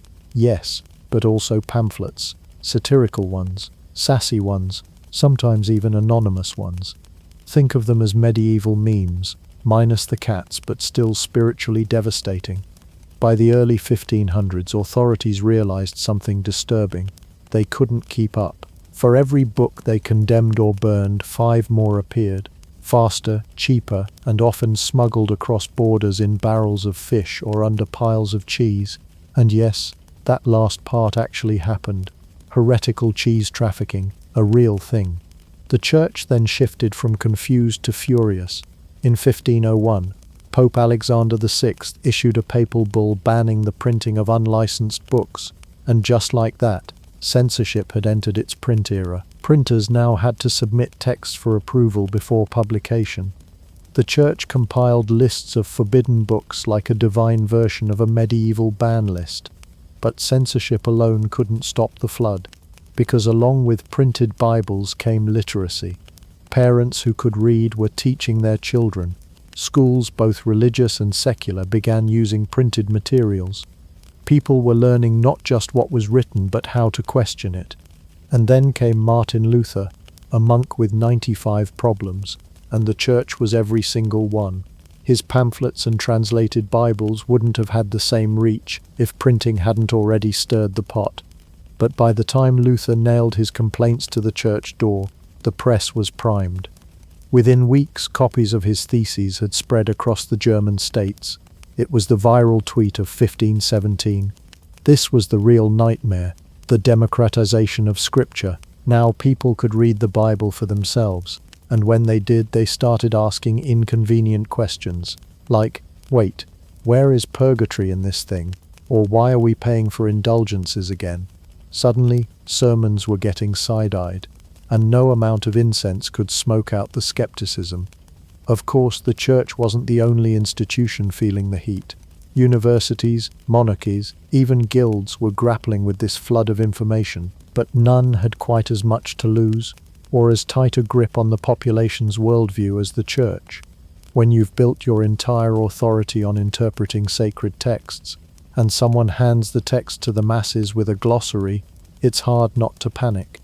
In the end, the printing press didn't destroy the Church, but it did force it to evolve. The Reformation splintered Christendom, Protestantism gained traction, and eventually even the Catholic Church had to clean house a little. Hello, Counter-Reformation. But by then the damage or progress, depending on your perspective, was done. Reading had gone rogue. So yes, the Church freaked out, and rightly so, because when people start thinking for themselves, they also start questioning everything, including centuries of divine authority delivered in Latin with a stern glare. The press didn't just print books. It printed dissent. It printed curiosity. And perhaps most importantly, it printed a future where the pulpit wasn't the only voice in the room. If there had been a trending section in 1517, Martin Luther would have broken it. Hashtags? No. Wi-Fi? Not a chance. But printing presses? Oh yes. And Luther used them like a pro-influencer on a theological rampage. Let's set the scene. It's the early 16th century, and Martin Luther, a German monk with a doctorate in theology and a serious case of righteous indignation, is not exactly thrilled with the Catholic Church. Specifically, he's got a bone to pick with indulgences, the Church's get-out-of-purgatory coupons, sold with all the flair of a medieval infomercial. The idea was simple: donate some cash, get forgiveness for your sins, and maybe even cut some time off Uncle Herman's fiery afterlife sentence. Spiritually questionable? Maybe. Lucrative? Absolutely. Luther, however, was not having it. So, on October 30, 1517, he did something that would send Europe into a theological tailspin. He penned a document titled Disputation on the Power and Efficacy of Indulgences, known to history as the 95 Theses, and nailed it to the church door in Wittenberg. The act itself wasn't unusual. The door was basically a medieval message board. But what happened next was entirely unprecedented. Enter the printing press. Specifically, German printers who realized they had something juicier than a royal divorce or a peasant uprising. Luther's theses weren't just a list of complaints. They were fire. Sharp, controversial, and dripping with pointed questions. They turned theological debate into spiritual rebellion. Someone, not Luther himself interestingly, translated the Latin document into German, tossed it into a printing press, and let the ink fly. Boom, the 16th century version of going viral. Within 2 weeks, copies had spread throughout Germany. Within 2 months, they'd reached all of Europe. People were passing pamphlets around like hot gossip, and Luther was suddenly more famous than a noble in tights. No candlelit chamber or dusty cathedral was safe from the wildfire of reform. The Reformation was no longer a local squabble. It had become continental chaos. This wasn't just about a monk getting feisty with Rome. It was about access. Before printing, your average person couldn't read, and if they could, they couldn't afford a book. Now, they could get their hands on short, readable pamphlets written in their own language. Luther mastered the medium. His writing was direct, sarcastic, often angry, but never boring. He used satire and storytelling to expose the cracks in the church's authority. He didn't just print what to think, he printed how to think. And oh, did the church panic. Luther became the star of the show, but the real engine behind the movement was the press. This was the first time in history an idea could be copied, multiplied, and distributed faster than it could be suppressed. While Rome was drafting a rebuttal, 1,000 more pamphlets were already halfway across the Alps. And Luther wasn't just reactive, he was prolific.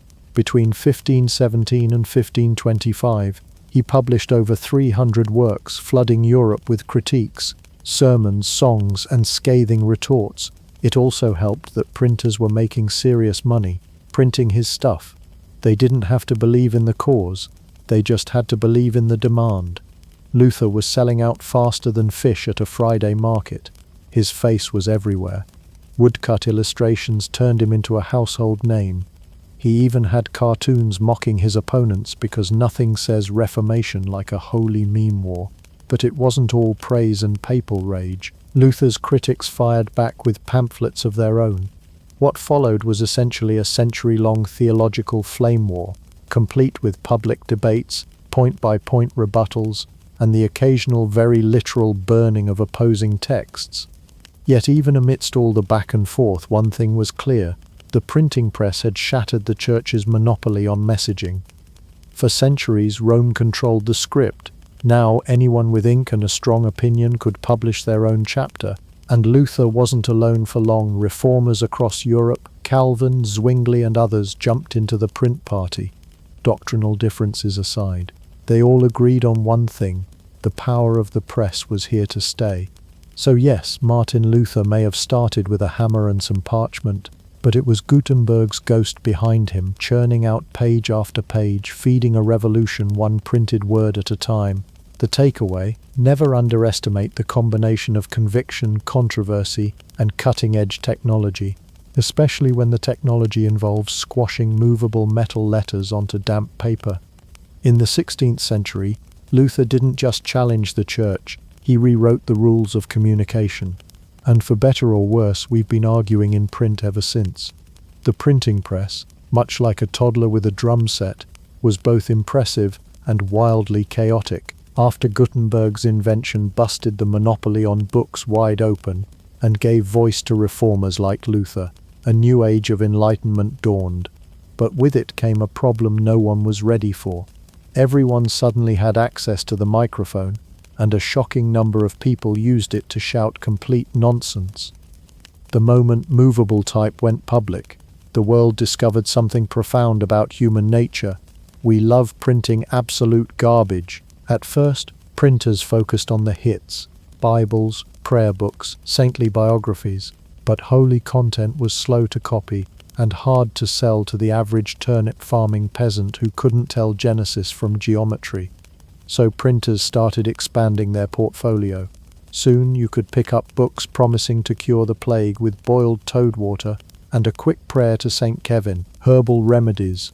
Astrology guides and DIY exorcism manuals began circulating in the same printing houses that once produced psalms. Before social media, there were ballads and broadsheets, pamphlets printed cheap and fast, often anonymously, and always with a flair for the dramatic.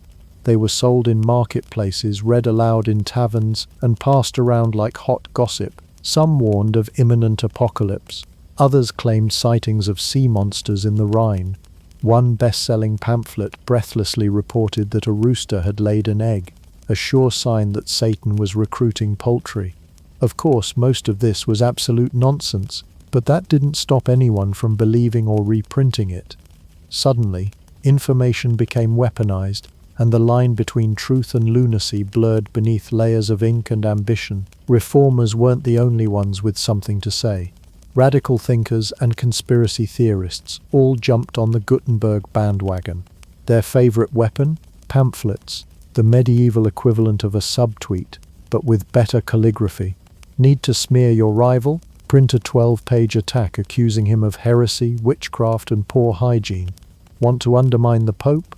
Circulate a pamphlet featuring woodcut caricatures of him as a literal demon, which happened more than once. These leaflets didn't have fact-checkers or editors.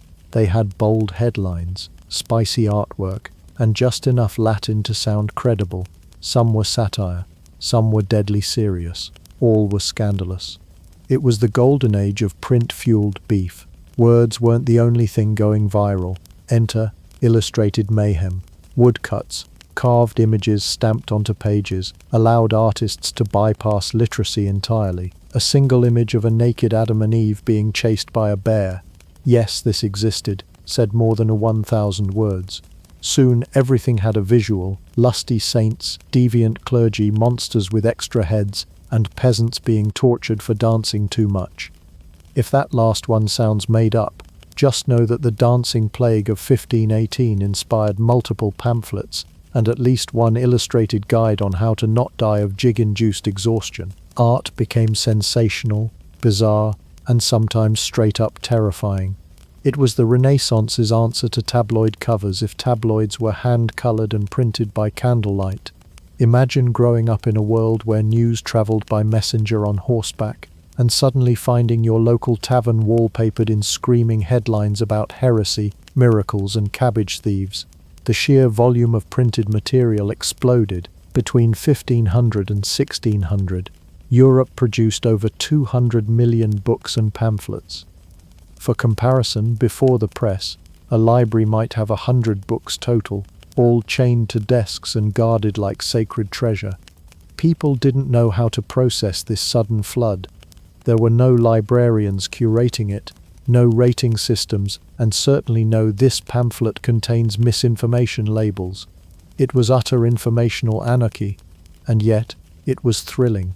The printing press gave everyone a voice. Unfortunately, not everyone had something useful to say. Still, the chaos brought an unintended side effect. People started thinking critically.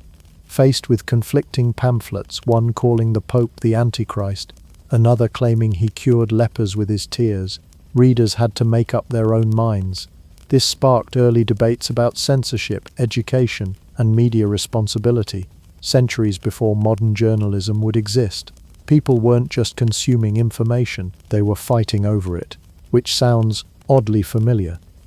By the late 16th century, the printing press had turned Europe into a noisy, unfiltered mess of ideas, some noble, some dangerous, some utterly bonkers.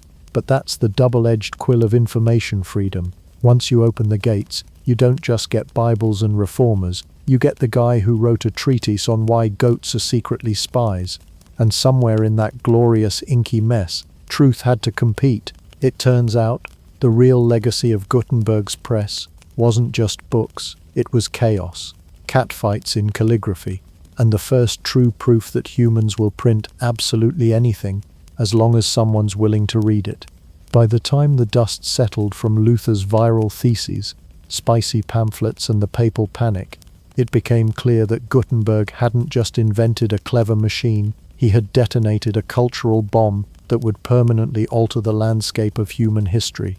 The printing press didn't just change how we read, it changed what we thought, who could think it, and who got to say it out loud without being immediately set on fire by an angry inquisitor.